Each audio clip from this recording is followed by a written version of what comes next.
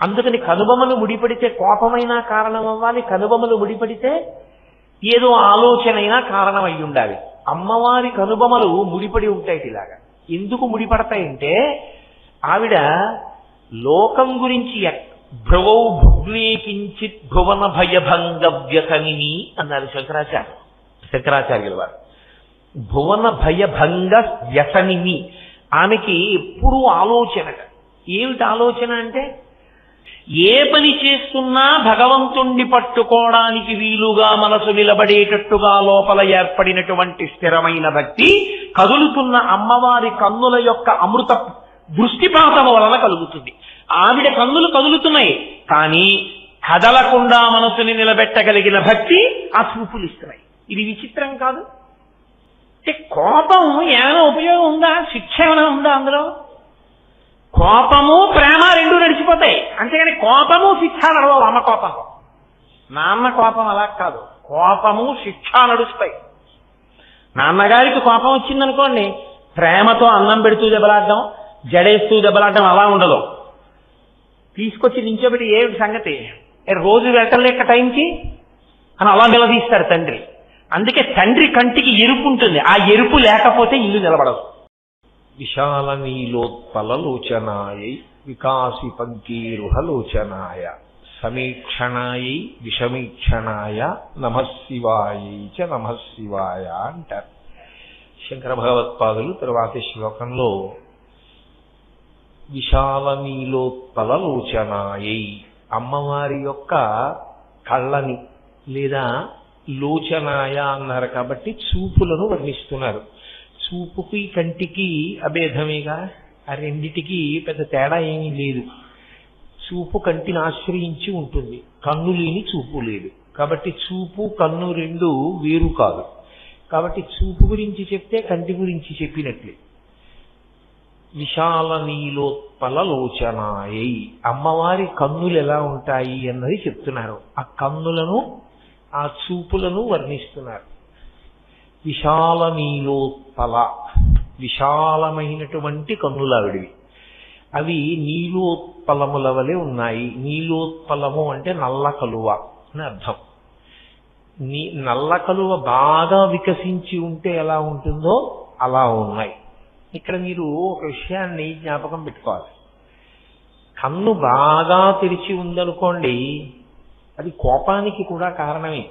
ఎందుకనంటే సాధారణంగా కన్ను మామూలుగా కొంత తెరిచి తెరవనట్టుగా ఉంటే సాధారణ స్థితిలో ఉందని గుర్తు. అలా కాకుండా అనున్నాయనుకోండి, ఏదో కొంచెం కోపం వచ్చినట్టుగా ఉంటుంది. విశాల శబ్దము చేత బాగా తెరువబడిన కన్నులు అని మీరు ఊహించకూడదు. అక్కడ విశాల శబ్దం కాశీ పీఠాధిష్టాన దేవతని జ్ఞాపకం చేయడం. విశాలాక్షి, విశాలాక్షి అన్న శబ్దానికి అర్థం ఏమిటంటే శంకరుల ఉద్దేశ్యం ఏమి అనగా బాగా తెరుచుకున్న కన్నులున్నది అని కాదు. అలా చెప్పకూడదు కూడా. అమ్మవారి విషయంలో అసలు చెప్పకూడదు. ఎందుచేత అంటే కన్నులు అంత తెరిస్తే అది ఖచ్చితంగా కోపంగా ఉంది అని గుర్తు. అలా లేకపోతే ఆశ్చర్యచకితమైపోతే కొంతవరకు కన్నులు అలా ఉంటాయి. బాగా తెరుచుకునేది ఎప్పుడు అంటే కోపంగా ఉన్నప్పుడే కళ్ళు ఇలా తెరుచుకుంటాయి. అందుకని శంకరులు విశాల శబ్దాన్ని ఆయన బాగా తెరుచుకున్న కన్నులున్నది అన్న అర్థంలో ప్రతిపాదించారు అని మీరు అనుకోకూడదు. విశాల అన్నదానికి అర్థం ఏమిటి అంటే అదిగో పక్కన ఉన్నటువంటి లోచనాయ అన్నదాంతో కలిపి చూసినప్పుడు ఏమర్థం అవుతుందంటే చాలా దీర్ఘమైన దృష్టి కలది అన్నది అర్థం. చాలా దూరము చూడగలిగినది. ఎంత దూరము చూస్తుంది? ఎందుకంటే చూపుకి ఒక హద్దు ఉంటుంది, అది దాటి స్పష్టంగా చూడలేము మనం. అందుకే విరాట్ పురుషుని యొక్క అంగ ప్రత్యంగములను చెప్పేటప్పుడు, శాస్త్రములతో చెప్పేటప్పుడు దాన్ని జ్యోతిష శాస్త్రము విరాట్ పురుషుని యొక్క కన్ను అని చెప్తారు. కన్ను ఉన్నదనుకోండి, దూరంగా ఉన్నది కనపడుతుంది. దేవాలయంలో నిలబడి అదిగో చూశావా శిఖరం అన్నాను అనుకోండి, ఎవరు చూడగలరు? దూరంగా ఉన్న దేవాలయ శిఖరం కనపడేది కన్నులున్నవాడికి. కన్నులు లేనివాడికి శిఖరం ఎలా కనపడుతుంది? కనపడదు. జ్యోతిషము ఏం చూస్తుంది అంటే ఇప్పుడున్నది కాకుండా దూరంగా ఉన్నదాన్ని, అంటే జరగబోయేదాన్ని చూస్తుంది. చూడగలిగిన శక్తి ఉన్నది జ్యోతిష శాస్త్రము. అందుకే విరాట్ పురుషుని యందు జ్యోతిష శాస్త్రం ఎక్కడుంటుంది అంటే నేత్రస్థానమై ఉంటుంది. అమ్మవారు చాలా దూరము చూడగలదు. ఎంత దూరము చూడగలదు అంటే ఆమె ఎంత దూరము చూడగలదో శంకరులు ఇక్కడ చెప్పలేరు. శంకరులు వేరొక చోట చెప్పారు. ఎంత దూరం చూస్తుంది అంటే దృశాగ్రాఘీయస్యాదరదలిత నీలోత్పల రుచా దవీయాంసం దీనం స్నపయ కృపయా మమ పిశివే అనేనాయం ధన్యో భవతి నచతే హానిరియత వనేవా హర్మ్యేవా సమకర నిపాతో హిమకరః అని చెప్పారు.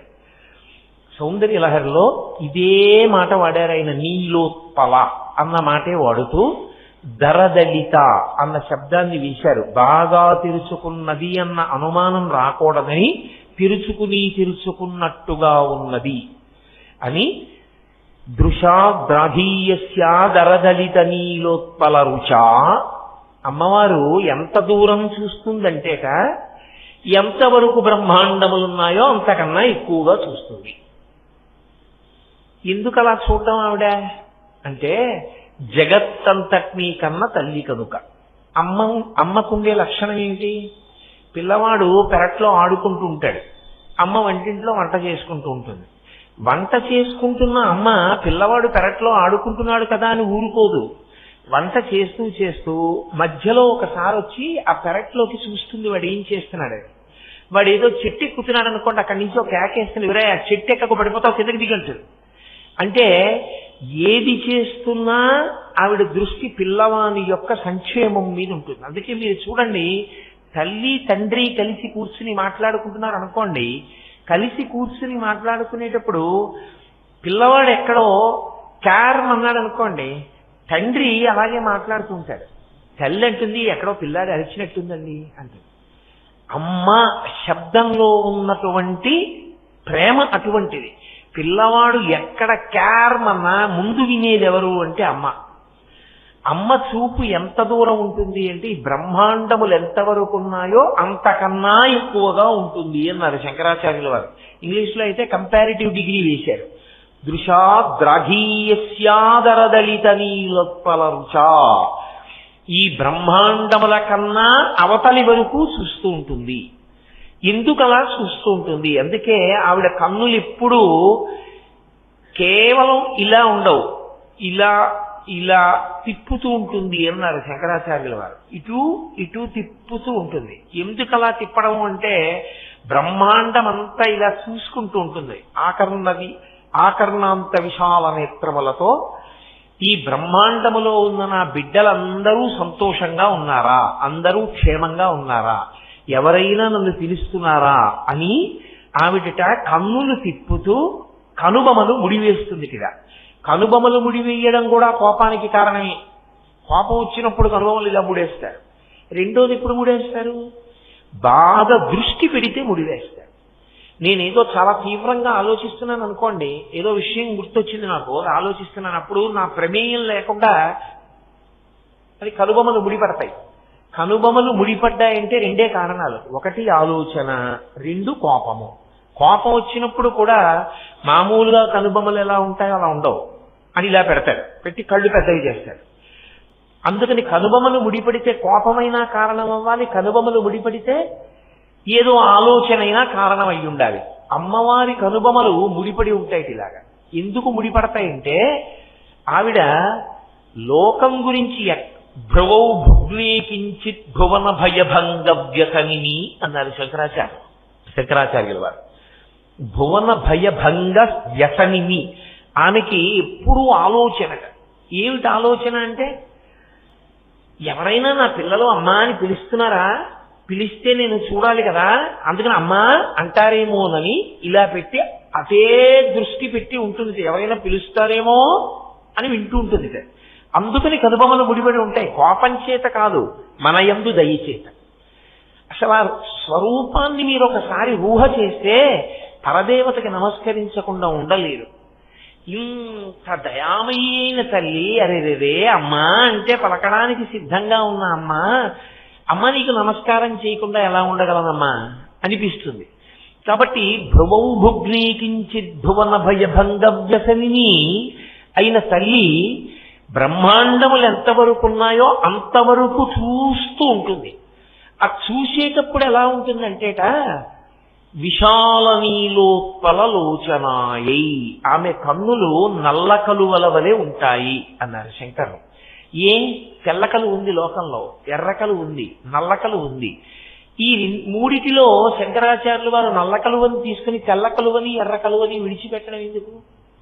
పోని ఏమండి ఎర్ర కలువ అంటే కొంచెం ఎర్రగా ఉంటుంది కదా, కన్ను కోపంగా ఉన్నట్టు ఉంటుంది, అందుకని చెప్పి ఎర్ర కలువ వేయలేదండి. మరి తెల్ల కలువ వేయడానికి?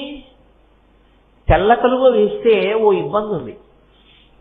మీరు ఎప్పుడైనా చూశారో లేదో, ఇంకా కొద్ది రోజుల్లో గర్భం ధరించవలసినటువంటి ఆడపిల్ల అనుకోండి, డాక్టర్ గారి దగ్గరికి తీసుకెళ్ళినప్పుడు ఏం చేస్తారంటే బాగా నోరు తెరమ్మా అని లైట్ వేసి చూస్తారు, కళ్ళు ఇలా కిందకి లాగి చూస్తారు.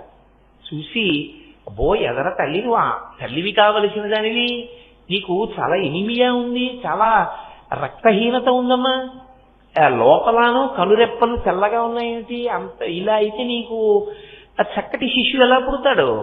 కాబట్టి నీకు ఆరోగ్యవంతమైన శిశువు పుట్టాలంటే నువ్వు పళ్ళవి బాగా తినాలమ్మా, రక్తం పట్టాలి నీకు అంటాడు డాక్టర్ గారు. అంటే కళ్ళు తెల్లగా ఉంటే అంత ఆరోగ్యంగా లేదనడానికి కూడా ఒక సూచన. అందుకని శంకరులు తెలుపు కలువ పుచ్చుకోలేదు, ఎర్ర కలువ అసలు పుచ్చుకోలేదు. అమ్మవారి విషయం క్రోధంగా ఉండడానికి వీల్లేదు. నల్ల కలువ తీసుకున్నారు. బాగుందండి, నల్ల కలువ తీసుకున్నారని అంటున్నారు, అమ్మవారి కళ్ళు నల్లగా ఉన్నాయి అంటే ఏమిటి దాని ఉద్దేశ్యం? అంటే మీరు ఎప్పుడైనా నల్ల కలువ చూశారో లేదో నాకు తెలియదు. నల్ల కలువ యందు 3 లక్షణములు ఉంటాయి. ఒకటి, పైకి చూస్తే కలువ పువ్వు నల్ల కలువ చక్క అందంగా ఉంటుంది.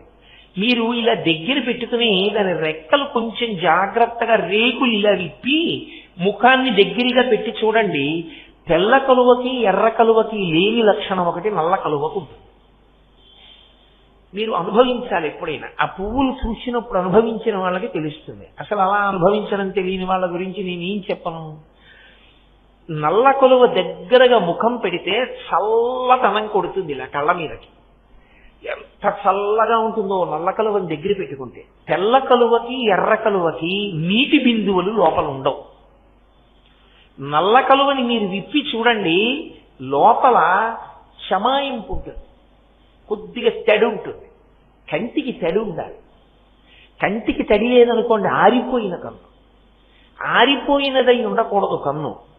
ప్రత్యేకించి స్త్రీ కంటికి తడి అన్న మాట దేనికి ఉపయోగపడుతుందో తెలుసా? అది కంటి తడి అంటే అమంగళకరమని కాదు, ఆర్ద్ర అంటే బీయింగ్ వెట్ అంటాం ఇంగ్లీష్లో. శమాయింపు ఉండుట. ఆ శమాయింపు ఏమిటంటే భర్త గారి మీద అనురాగం ఆ శమాయింపు. అందుకే ఆర్ద్ర అంటారు. తడిసిపోయిందండి అంటారు చూడండి, ఆయన తడిసి ముద్దయిపోయాడండి అంటే ఆయన ప్రేమ చేత తడిసి ముద్దయిపోయాడండి, ఆవిడ వాళ్ళ ఆయన ప్రేమలో తడిసి ముద్దయిపోయిందండి అంటారు. ఆ తడిసి ముద్దయిపోవడం అన్న తడి నల్ల కలువకే ఉంటుంది. లోపల తడి నీటి బిందువులు ఉంటాయి. అది లేకపోతే అమ్మవారికి అయ్యవారి మీద ఉన్నటువంటి అనురాగమును ఆవిష్కరించడంలో లోపం వస్తుంది. అమ్మ బాబో శంకరాచార్యులు వారు ఒక ఉపమానం తీసుకున్నారంటే అంత ఆలోచన చేస్తే కానీ వారు వెయ్యరు. పైగా మీకు నేను ఇంకొక విషయం చెప్తున్నాను. ఒకడు గొప్ప కవి కావాలి అంటే వాడికి ఉండవలసిన మొదటి లక్షణం ఏమిటో తెలుసా? వాడు ప్రకృతిని పరిశీలించగలిగినటువంటి నిపుణుడు కావాలి. ప్రకృతి పరిశీలనమునందు ఎవడు నిష్ఠాగరిష్ఠుడవుతాడో వాడు చాలా గొప్ప కవిత్వాన్ని అందించగలడు. లేకపోతే అది పై పై మాటల కింద ఉంటుంది తప్ప అందు లోపల చాలా విశేషమైన కవితా వస్తువు మీకు దొరకదు. అది ప్రకృతిని పరిశీలించిన వాడు ఎవరుంటాడో ఆయనలో ఆ గుణము ఉత్పన్నమవుతుంది. అందుకే రవీంద్రనాథ్ ఠాగూర్ తర్వాత ఈ దేశానికి సాహిత్యంలో నోబెల్ ప్రైజ్ లేదు. సాహిత్యంలో నోబెల్ ప్రైజ్ అందుకున్న రవీంద్రనాథ్ ఠాగూర్ ఏ స్కూల్లోనూ చదువుకోలేదు. కారణం ఏంటంటే ప్రకృతిని ఒకదాన్నే పరిశీలించాడు ఆయన. ప్రకృతిని పరిశీలించి చేసిన కవిత్వం అంత గొప్పగా ఉంటుంది. అందుకే మీరు శంకరాచార్యుల వారి సాహిత్యాన్ని పరిశీలనం చేస్తే వాల్మీకి మహర్షి రామాయణాన్ని చూసిన మీకు కొన్ని విషయాలు తెలుస్తాయి. అసలు మీకు ఎక్కడా అర్థం కానటువంటి గమ్మత్తైన చెట్ల పేర్లు, పువ్వుల పేర్లు, ఆకుల పేర్లు శంకరాచార్యుల వారు ప్రయోగిస్తూ ఉంటారు. అంటే వారు ప్రకృతిని ఎంత పరిశీలించి ఉంటారు అన్నది మీకు అర్థం అవుతుంది. ఏదో అలా వెళ్ళిపోవడం కాదు. ఒక విషయాన్ని చూస్తే అంత అందంగా పరిశీలనం చేస్తారు ఆయన. అందుకే తెల్ల కలువకి, నల్ల కలువకి, ఎర్ర కలువకి తేడా చెప్తూ మీరు ప్రత్యేకించి సౌందర్యలహరి వినాలి, సౌందర్యలహరి చదువుకోవాలి. చదువుకుంటే ఆయన ఎక్కడెక్కడ ఏ కలువ పువ్వు వేస్తారో అమ్మవారి కంటికి దాన్ని బట్టి మీకు భావం తెలుస్తుంది. అంత లోతుగా ఉంటుంది. ఉపమానం వేస్తే మీరు ఎక్కడా ఇంకా పక్కకి తీయలేరు. అన్ని లక్షణములు ఆ కంటిలోకి వచ్చేస్తాయి అంతే. అంత గొప్పగా తీసుకొచ్చేస్తారు ఆయన. అందులో ప్రత్యేకించి మీరు దేని గురించి చెప్పండి, ఇబ్బంది ఉండదు. ఏదో ఒక ఉపమానం వేసి సరిపెట్టే ప్రయత్నం చెయ్యొచ్చు. కన్నుల విషయంలో చాలా జాగ్రత్తగా ఉండాలి. ఎందుకనో తెలుసా? కన్నులు ఒక్కటే నవరసములను ఆవిష్కరిస్తాయి. శరీరంలో మిగిలిన ఏ అవయవము నవరసములను ఆవిష్కరించదు. ఏదో నాకు కోపం వచ్చిందనుకోండి, ఇలా అంటాను, నా చెయ్యి చెప్తుంది. నాలో ఏదో ఆశ్చర్యరసము ఆవిర్భవించిందనుకోండి, నా చేతి ద్వారా తెలియదు. కానీ శృంగార రసం నుంచి, బీభత్సం నుంచి, రౌద్రరసం, కరుణారసం అన్ని కళ్ళలోంచే పైకి తెలుస్తాయి. అందుకే శంకరాచార్యులు వారు సౌందర్యలహరిలో అమ్మవారి కళ్ళలోంచి పైకి వచ్చేటటువంటి నవరసములను చెప్పవలసి వస్తే ఇంకొక అవయవంతో చెప్పలేదు, కళ్ళ మీదే చెప్పారు. శివే శృంగారార్ధ్ర అన్నారు అక్కడ. శివే శృంగారార్ధ్ర, ఆర్ధ్ర అంటే తడి. ఆవిడ కంటికి తడి ఉంది. ఏమా తడి? శివే శృంగారార్ధ్ర, పరమశివుని యందు ఆమెకి ఉన్నటువంటి ప్రేమయే ఆ కంటికి ఉన్నటువంటి తడి. ఆవిడ తడిపేస్తుంది పరమశివుణ్ణి, ముద్దయిపోతాడంతే. ఆమె ప్రేమలో తడిసి ముద్దయిపోతాడు. ఆ ప్రేమలో తడిసి ముద్దయిపోయేటట్టుగా అమ్మవారి కన్నులలోంచి ఆవిష్కృతమయ్యేటటువంటి ఆ ప్రేమ, ఆ శృంగార రసము ఆమె కంటి యందు ఉండేటటువంటి ఆ చమాయింపు, ఆ తడి, దాన్ని అమంగళకరంగా తీసుకోకూడదు. ఏదో కన్నీటి బిందువులన్న భావన కాదది. కంటికి ఉండవలసిన లక్షణం. కన్ను ఆరిపోయిందనుకోండి, అది ప్రమాదహేతు. కన్నెప్పుడు తడిగా ఉండాలి. కన్నెప్పుడు చమాయింపుతో ఉంటుంది. ఉంటేనే కన్ను ఆరోగ్యంగా ఉంటుంది. ఒక్క నల్ల కలువకి మాత్రమే ఆ నీటి బిందువులు ఉంటాయి. కాబట్టి నల్ల కలువకి చల్లదనం ఉంటుంది. నల్ల కలువకి మీకు చల్లదనాన్ని ఇచ్చేటటువంటి లక్షణం ఉంటుంది. నల్లటి కలువకు దగ్గరికి వెళ్ళి మీరు వెడితే మీకు చల్లగా హాయిగా ఉంటుంది. అందుకే చూడండి, రాత్రి పడుకోబోయేటప్పుడు ఎవ్వరూ ఎర్రటి లైటు లేక పచ్చటి లైటు ఇలాంటివి వేసుకోరు. నీలంగా ఉండే లైట్ కానీ అటువంటివి వేసుకుంటారు. ఎందుకని అంటే కంటికి చల్లగా ఉంటుంది. పడుకున్నప్పుడు తొందరగా నిద్ర వస్తుంది. కంటిని ఇబ్బంది పెట్టదు అది. అంటే అమ్మవారి చూపులు ఎప్పుడూ నల్లగా ఉంటాయని గుర్తు. నల్లగా ఉండడం అంటే చల్లగా ఉండడం. నల్లతనం చల్లతనం కలిసి ఉండేది రెండిటిలో ఉంటుంది. ఒకటి నీరు నిండిన మేఘమునందు, కురిసేసిన మేఘంలో ఉండదు. మళ్ళీ అది శరత్కాల మేఘం అంటారు. అది తొందరగా వెడిపోతుంది, చాలా వేగంగా వెడుతుంది. నిండు గర్భిణి ఎలా నడిచి వస్తుందో అలా నడిచి వచ్చేటటువంటి మేఘం నీరు నిండినటువంటి మేఘం. జలదన్నికటే అంటారు శంకరులు. నీరు నిండిన మేఘం అలా ఉంటుంది. అందుకే శంకరులు ఎప్పుడైనా చెప్పవలసి వస్తే ఒక మాట చెప్తారు. పరమశివుడు ఎటువంటి వాడంటేట మగనెమలి లాంటి వాడు. అమ్మవారు ఎటువంటిదంటేట నల్ల మబ్బు లాంటిది. నల్ల మబ్బు కనపడింది అనుకోండి, మగనెమలి ఏం చేస్తుందంటే చాలా సంతోషాన్ని పొందుతుంది. అప్పటి వరకు అది మామూలుగా తిరుగుతుంటుంది. ఇప్పుడు విప్పదు, పింఛం విప్పదు, అది ఆట ఆడదు. దాంట్లో మనసు ప్రహృష్టం అవడం అన్నది ఏమి ఉండదు. ఏదో ఎరుపు తింటూ ఉంటుంది, తిరుగుతూ ఉంటుంది. నల్లని మబ్బులు వస్తాయి. నల్లని మబ్బులు చూడగానే మగనెమలికి ఎంత సంతోషం కలుగుతుందంటే ఇంత పింఛాన్ని విప్పేస్తుంది. విప్పేసి నల్ల మబ్బుని చూస్తే చాలు క్రాంఖణం చేసి ఆడుతుంది. శంకరాచార్యులు వారు పరమశివుణ్ణి అన్నారు, నువ్వు మగ నెమలి లాంటి వాడివి, మా అమ్మ నల్ల మబ్బు లాంటిది అన్నారు. అమ్మవారు నల్లగా ఉంటుంది కదా, నారాయణి కాళి. నల్లగా ఉన్న అమ్మవారిని నల్ల మబ్బుతో పోల్చారు. ఎందుకంటే నీరు నిండిన మేఘం చల్లతనం నల్లతనం కలిసి ఉంటుంది. అది కురుస్తుంది. కురిస్తే లోకాలకన్నిటికీ శాంతి కలుగుతుంది, అన్నం దొరుకుతుంది. ఆ నల్లతనం చల్లతనం కలిసి ఉండేది నీరు నిండిన మేఘంలో ఉంటుంది, నల్ల కలువలో ఉంటుంది. అందుకే శంకరులు ఎక్కడైనా పోలిక వేస్తే అమ్మవారిని నల్ల మబ్బుతో పోలుస్తారు. అందుకే కృష్ణ భగవానుడు విష్ణు స్వరూపం నల్లటి మబ్బులో ఉంటారు. కారణం ఏమిటంటే ఆ నల్లతనం చల్లతనం కలిసి ఉంటాయి. ఇక్కడ కూడా శంకరులు విశాల నీలోత్పలలోచనాయై, అమ్మా నీ కన్ను చాలా దూరం చూసే లక్షణంతో ఉండి నల్ల కలువలా ఉంటుంది. అంటే మా పట్ల చల్లని చూపు కలిగినదై ఉంటుంది. ఎప్పుడూ ఎరుపెక్కుతుంది అని చెప్పడం అసలు కుదరనిది ఏది అంటే ఒక్క నల్ల కలువే. పైగా నల్ల కలువకుండే లక్షణం ఏమిటో తెలుసా అండి? మీరు ఎప్పుడైనా నల్ల కలువ పువ్వు దొరికితే జాగ్రత్తగా చూడండి. ఆ రేకులు పీకికండి. కొంచెం బాగా దగ్గరగా చూస్తే మధ్యలో దుద్దు ఉంటుంది. ఆ దుద్దు దగ్గర చూస్తే ఈ రేకులు దుద్దు దగ్గర ఎక్కడ ఎక్కుతాయో అక్కడ తెల్లగా ఉంటుంది. కంటికి కన్నంతా నల్లగా ఉందని చెప్పినా కన్ను యొక్క నల్లటి గుడ్డు పక్క భాగం తెల్లగా ఉండద్దు. లేకపోతే అది ఎలా సరిపోతుంది? నల్ల కలువ అయితే దానికి మొదట్లో తెలుపు ఉంటుంది. అందుకని కంటికి బాగా సరిపోతుంది, అమ్మవారి యొక్క చూపులలో చల్లతనానికి సరిపోతుంది. అందుకే విశాలమీలోత్పలలోచనాయై, విశాలమైనటువంటి దృష్టి కలిగిన అమ్మ. ఆ విశాలమైన దృష్టి అంటే ఎంత దూరమో చూస్తుంది, బ్రహ్మాండముల కన్నా ఎక్కువ దూరం. అంటే ఎప్పుడూ తన బిడ్డల్ని ఆదమరవకుండా తడివి చూసుకునేటటువంటి లక్షణమున్నవో అమ్మా, ఆ బ్రహ్మకీట జననివి కదా. అందుకని నీ కంటికి అటువంటి లక్షణాన్ని వేస్తూ విశాలమీలోత్పలలోచనాయై. బాగుందండి. అంటే అమ్మవారి కన్ను ఎప్పుడూ ఇలాగే ఉంటుందా? దానికి అలా చల్లగా చూడడం ఒక్కటే తప్ప ఇంకే లక్షణము ఉండదా? అప్పుడు మరికొన్ని ఇబ్బందులు వచ్చి చేరుతాయి. అలా అంటే మూకశంకరులు చాలా గొప్పగా పూరించారు దీన్ని. ఈ నల్లకలు అంటే శంకర భగవత్పాదుల యొక్క ఆలోచనకి మరింత సమగ్ర స్వరూపాన్ని తీసుకొచ్చారు కటాక్ష శతకంలో మూకశంకరులు.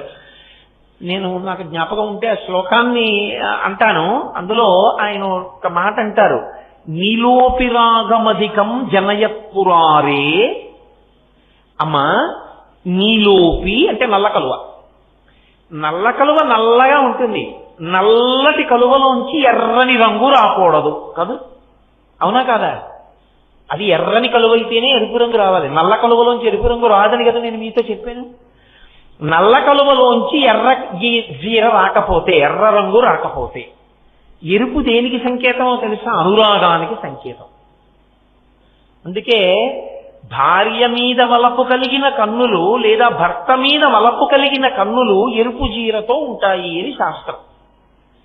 మరి ఎరుపు జీర రాకపోతే అమ్మా నీకు పరమేశ్వరుని యందు ఉన్నటువంటి ప్రేమను ఎరుపుతో ఎలా ఆవిష్కరించడం కుదురుతుంది? అది నల్ల కలువే అయిపోతే, అసలు ఎప్పుడు ఎరుపు రాకపోతే. అంటే మూకశంకరులు అన్నారు, ఇది సృష్టిలోనే విచిత్రం అమ్మా. నీలో అపి అంటే కూడా, అయి కూడా అని అర్థం సంస్కృతంలో. నీలోపి నల్ల కలువ అయ్యుండి కూడా రాగమధికం జమయం పురారే, పురములను పడగొట్టినటువంటి పురారి అయినటువంటి పరమేశ్వరుని యందు వలపు రగిలించగలిగినటువంటి కనపడని ఎరుపు కాంతులు ఒక్క పరమశివుడికి మాత్రమే కనపడగలిగిన ఎరుపు కలిగిన కన్నులు నీవమ్మా. ఆ ఎరుపు మాకు కనపడకూడదు. అందులో పవిత్రత ఏమిటో తెలుసా? అమ్మని కామంతో చూడడానికి అర్హత ఉన్నది నాన్నగారికి ఒక్కరికి. నా తల్లి మా అమ్మని అనురాగ భావనతో చూసేవారెవరు? మా నాన్నగారు ఒక్కరే. మా నాన్నగారు ఒక్కరిది అధికారం, మా అమ్మను అలా చూసే అధికారం. మా అమ్మ మా నాన్నగారి పట్ల అనురాగంతో చూసేటటువంటి అధికారం మా అమ్మకే ఉంది నాన్నగారి మీద. అలాగా మా అమ్మ మా వంక చూస్తే నల్లని చూపులు, చల్లని చూపులు, కరుణతో కూడిన చూపులు, ప్రేమతో కూడిన చూపులు. అందుకని అసలు మా అమ్మ కన్నులలో అనురాగపు చూపులు, మా అమ్మ కన్నుల వలపు చూపులు మాకు కనపడవు. ఎందుకని మా నాన్నగారికే కనపడతాయి. అది పవిత్రత కదా, అది మా నాన్నగారికే కనపడడం పవిత్రత. అందుకని మాకెప్పుడూ నల్ల కలువ కనపడుతోంది, కానీ ఎర్రతనం ఉంది, అనురాగం ఉంది, శృంగారరసం ఉంది. అది ఎవరికి కనపడుతుందో తెలుసా? ఒక్క పురారికే కనపడుతుంది. నీకు నాకు ఎందుకు కనపడ్డం? అసలు ఆవిడ శివకామ సుందరి, ఆవిడ పరమేశ్వరునికి ఇల్లాలు, మనకి జగజ్జనని మన అమ్మ. మన అమ్మ మన వంక చూడవలసింది నల్లగా, మనం మన అమ్మ వంక చూడవలసింది చల్లగా. మనకెందుకు ఆ ఎరుపు? అమ్మ కళ్ళల్లో ఎరుపు మనకి కనపడనుకూడదు. మనం అమ్మవారి కన్నుల వంక చూసేటప్పుడు ఎరుపు చీరతో చూడనుకూడదు. అందుకని నీకు అనవసరం కాబట్టి నీకు కనపట్టలేదు. ఎవరికి కనపడాలో వాడికి కనపడుతుందా ఎరుపు చీర? అపి అమ్మ నల్ల కలువ ఈ ఉండి పురారికి మాత్రం ఎరుపు కనపడుతోంది. మరి మాకెందుకు కనపడటం లేదండి అని మీరు అడగకూడదు, నేను అడగకూడదు. మనం బిడ్డలం కాబట్టి మనకు ఎలా కనపడుతుంది కదా? మీరు అందుకున్నారనుకుంటున్నాను నేను. ఇంతకన్నా స్పష్టంగా చెప్పడం బాగుండదు. కాబట్టి నీలోపి రాగమధికం జనయం పురారే. ఇంకా చిత్రం ఏమిటో తెలుసా అమ్మ? నీ కన్నులకున్న లక్షణం నల్ల కలువలా ఉంటాయి కదా. లోలోపి భక్తి మధికం దృఢయం నరాణం. మూకశంకరులు అంటున్నారు, ఎప్పుడు చూస్తూ ఉంటుంది కదా, ఇలా తిప్పుతూ ఉంటుంది కళ్ళు. ఇలా ఈ చివరి నుంచి ఈ చివరి వరకు తిప్పితే చించలత్వం కదా. ఎప్పుడు తిరగడం అంటే ఏమిటంటాం? చించలత్వం అని అంటాం. చించల నేత్రములు ఎప్పుడు తిరుగుతూ ఉంటాయి. ఎప్పుడూ తిరుగుతున్న కళ్ళకి స్థిరత్వం ఎక్కడుంది? మరి దోషం రాలేదా? అంటే ఆయన అన్నారు, అదే అమ్మా నీ కళ్ళకున్న గొప్పతనం. ఆ కన్నులు తిరుగుతూ ఉంటాయి. ఆ కన్నులు తిరుగుతూ మా మనసులలో కదలకుండా నిలబడగలిగిన భక్తిని ప్రసాదిస్తాయి. మీరు చూడండి, కొన్ని తిరుగుతాయి, కొన్ని తిరుగుతూ తిరగకుండా ఉండగలిగిన లక్షణాన్ని మీకు ఇస్తాయి. సైకిల్ చక్రాలు తిరుగుతూ ఉంటాయి. సైకిల్ మీద కూర్చున్నవాడు మాత్రం అలాగే ఉంటాడు. ప్రయాణం నడిచిపోతుంటుంది, కానీ ఆయనేం ఊరికే తిరిగి సైకిల్ చక్రం తిరిగినట్టు ఆయన ఇలా తిరుగుతాడంటే ఆయన ఏం తిరగడం. అది తిరుగుతూ మిమ్మల్ని అలాగే కూర్చోబెట్టి గమ్యానికి తీసుకెళ్ళిపోతాయి. నేను కారెక్కాను, ఇక్కడికి రావడానికి కారెక్కి నేనేం చేశాను? కూర్చున్నానంతే. నేనేమీ చేయలేదు, నేను కూర్చున్నాను. నేనేం పరిగెత్తలేదు, కాళ్ళు కదపలేదు, హాయిగా అలా కూర్చున్నాను. కదిలినవి చక్రాలు కదిలాయి, కారు కదిలింది. కారు కదిలినా నేను కూడా కారుతో పాటు ఏమీ కదిలిపోలేదు. ఇలాగా కూర్చున్నా నేను వచ్చేసాను ఇక్కడికి.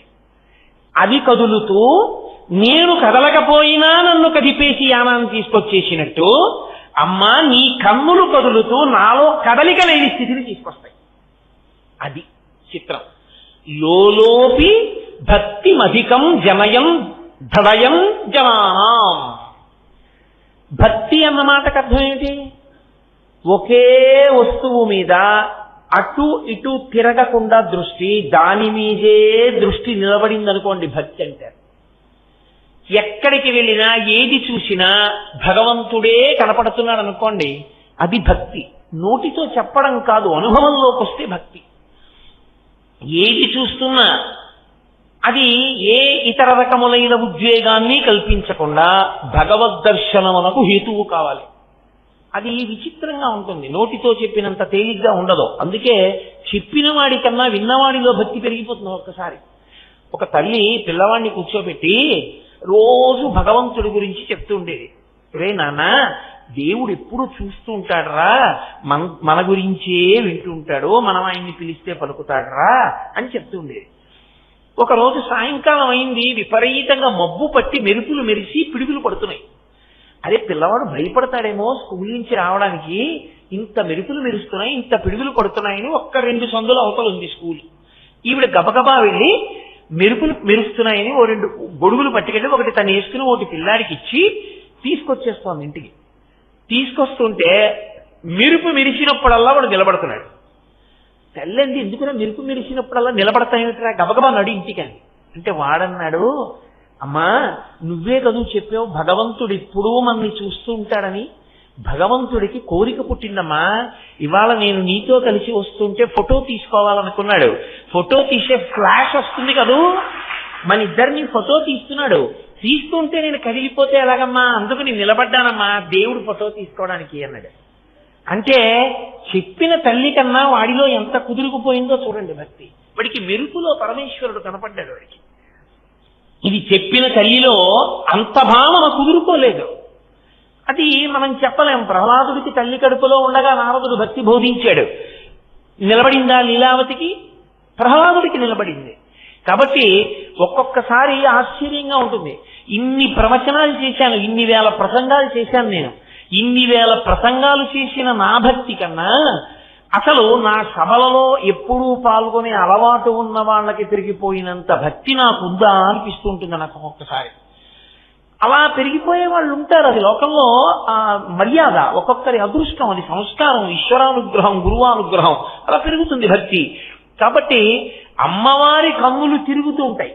భక్తి ఎందేమవుతుంది? ఎప్పుడూ పరమేశ్వరుని ఎందే దృష్టి ఉంటుంది. అంటే సంతత తైలధార అంటారు భక్తిని. ఒక నూనె ధార పడుతున్నప్పుడు జిగురుగా ఎలా పడిపోతుందో, భక్తి కలిగిన వాడి హృదయం ఏ పని చేస్తున్నా భగవంతుడి మీదే నిలబడుతుంది.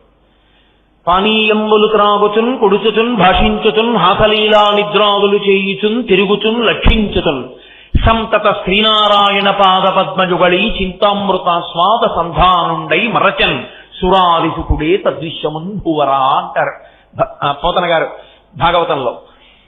ఏది చేస్తున్నా ప్రహ్లాదుడికి భగవంతుడే జ్ఞాపకానికి వస్తుండేవాడు.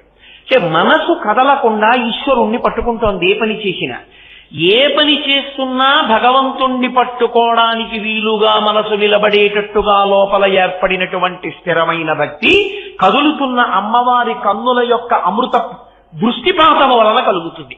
ఆవిడ కన్నులు కదులుతున్నాయి, కానీ కదలకుండా మనసుని నిలబెట్టగలిగిన భక్తి ఆ చూపులు ఇస్తున్నాయి. ఇది విచిత్రం కాదు? నల్లని కలువయ్యుండి పరమేశ్వరుని యందు ఎర్రని అనురాగమును కురిపించడం. నల్లని కలువయ్యుండి అమ్మవారి కన్నులు తిరుగుతూ మన యందు ఎప్పుడూ తిరిగే అలవాటు ఉన్నటువంటి మనస్సుని తిరగకుండా నిలబడగలిగిన లక్షణాన్ని ఇవ్వడం. అసలు తిరిగేది ఏది అంటే మనసు. మనసు ఎట్టి పరిస్థితులలోనూ ఒక చోట ఉండదు. రోగం ఏమిటో డాక్టర్ గారు కనిపెట్టడం ఆయన మొదటి విజయం. అసలు రోగం ఏమిటో తెలిస్తే విరుగుడికి మందన్నా ఇవ్వచ్చు, ఈ రోగం కుదరదనన్నా చెప్పచ్చు. అసలు రోగం తెలియకుండా వైద్యం చేస్తే కొత్త రోగాలు వస్తాయి కదా. రోగం తెలియడం మొదటి విజయం అయినట్టే అసలు మనసు నిలబట్టలేదని తెలుసుకోవడమే మొదటి విజయం. ఆ తర్వాత నిలబెట్టే ప్రయత్నం చేయొచ్చు. దేని మీదకి పోతోంది, ఎందుకు పోతోంది, ఎలా వెనక్కి తీసుకురావాలి గురువు గారు చెప్తారు. కానీ అసలు కదులుతోందన్న విషయం తెలియకుండా నా అంత భక్తుడు లేడంటుంటే ఇక వాడిని ఉద్ధరించేవాడు ఎవడు లోకంలో? మనసు నిలబడదు, అది దాని లక్షణం. మీరు ఏం చేస్తుండంటే అది ఇంకో చోటుకి ఎడుతుంది. ఎందుకంటే అది సంకల్ప వికల్ప సంఘాతము. కొన్ని కోట్ల జన్మలుగా దానికి అంత వేగాన్ని మనం అలవాటు చేసేసాం. అలవాటు చేసి ఇప్పుడు దాన్ని నిలబెడదాము అన్నాం అనుకోండి, అది నిలబడదు. అది సాధ్యమయ్యే విషయం కాదు. 80 కిలోమీటర్ల వేగంతో వెళ్ళిపోతున్నటువంటి మోటార్ సైకిల్ కి బ్రేక్ వేస్తే కాకినాడ వైపు పెడుతున్న దాని ముఖం యానం వేదం తిరుగుతుంది ఇలా తిరిగి. అంతేగాని 80 కిలోమీటర్ల వేగంతో వెడుతున్న దాన్ని బ్రేక్ వేస్తే ఎక్కడున్నది అక్కడ నిలబడిపోదు. 10 కిలోమీటర్ల వేగంలో వెడుతున్న దాన్ని ఆపితే ఎక్కడున్నది అక్కడ ఆగుతుంది. అసలు దాని వేగం తగ్గించాలి, లేకపోతే అది అలా తిరుగుతూ ఉంటుంది. దానికి అది అలవాటు అయిపోయింది. కాబట్టి మీరు చూడండి, పూజ చేస్తుంటే ఓం కేశవాయ నమః అక్కడ ఉంటుంది, ఓం నారాయణాయ నమః. సాయంకాలం 5:15కి బయలుదేరితే 1 గంట లేట్ అయిపోతుంది యానం వెళ్ళడం. 5:30కి బయలుదేరితే 5:30కి అవుతుందా? సంధ్యావందనం అవ్వాలి, స్నానం అవ్వాలి, ఆఫీస్ నుంచి రావాలి, పంచ కట్టుకోవాలి, కారు ఎక్కాలి. ఎక్కడవుతాయి ఇన్ని? తప్పదు. 1/2 గంట లేట్ అయితే అయింది. మనం ఏం చేయగలం? ఇంకంతకన్నా మన చేతిలో లేదు. ఈలోగా మానాలన్నీ అయిపోయాయి. ఇది ఎక్కడుంది? యానం 6:30కి వెళ్ళడానికి ఏం చెయ్యొచ్చు అన్నది ఆలోచిస్తోంది. అంటే ఇది కారు, పంచ కట్టుకోవడం, ఇవన్నీ ఇది ఆలోచిస్తోంది. ఇక్కడ నోరు నామని చెప్పింది, ఇది పూలు వేసింది, అయిపోయింది పూజ. అంటే మనసుకి వెళ్ళిపోయే లక్షణం ఉన్నది. వెళ్ళిపోయే లక్షణం ఉన్న మనసు చంచలత్వము, అది కదిలి వెళ్ళిపోతుంది. ఎప్పుడు అది నిలబడదు ఒక చోట. అమ్మవారి కన్నులు నిలబడవు, ఇలా తిరుగుతూ ఉంటాయి. తిరిగే అలవాటు ఉన్నటువంటి అమ్మవారి కన్నులను ఎవడు ధ్యానం చేస్తాడో వాడికి మనసు నిలబడ్డం అలవాటు. అది చిత్రం కాదు. తిరిగేది అంతకన్నా వేగంగా తిరిగేదాన్ని నిలబెడుతోంది. ఇది నీకు అమ్మా నీ కన్నులకున్న శక్తి. కాబట్టి లోలోపి భక్తిమధికం హృదయం నరాణం. భక్తుల యొక్క మనసులను నిలబెట్టి భక్తి మీద నిలబెట్టేస్తోందమ్మా నీ మనసు. నీ కన్ను ఎంత గొప్ప కన్నమ్మా, అది నల్ల కలువగా ఉంది, ఎంత ఉపకారం చేస్తోంది. అక్కడతో ఊరుకుందా? ఊరుకోదు. తల్లి, నీ కన్ను చేసేటటువంటి మరొక మహోపకారం ఏమిటో తెలుసా? వక్రోపి దేవి నమతాం సమతాం వితంవన్. వక్రోపి, వక్రోపి అంటే వంకర టింకరులుగా ఉండుట. అమ్మవారి చూపు ఇలా చూసేటప్పుడు ఇలా చూస్తుంది, ఇలా చూస్తుంది, ఇలా చూస్తుంది. చూసేటప్పుడు అదే సరళ రేఖలా ఓ గీతలా ఏముండదు. ఇలా ఇలా ఇలా ఇలా చూస్తుంది, వంకర వంకరగా ఉంటుంది కదా. మరి చూపు ఇలా తిప్పినప్పుడు ఇలా వంకరగా తిరిగిందా లేదా? వంకర చూపులు అంటారు. మరి అమ్మవారి ఇక్కడి నుంచి ఇక్కడికి ఇలా చూస్తే చూపు ఇలా గీసినప్పుడు వంకరగా ఉందిగా. అయినా అమ్మ గొప్పతనం ఏమిటో తెలుసా నీ చూపుకి?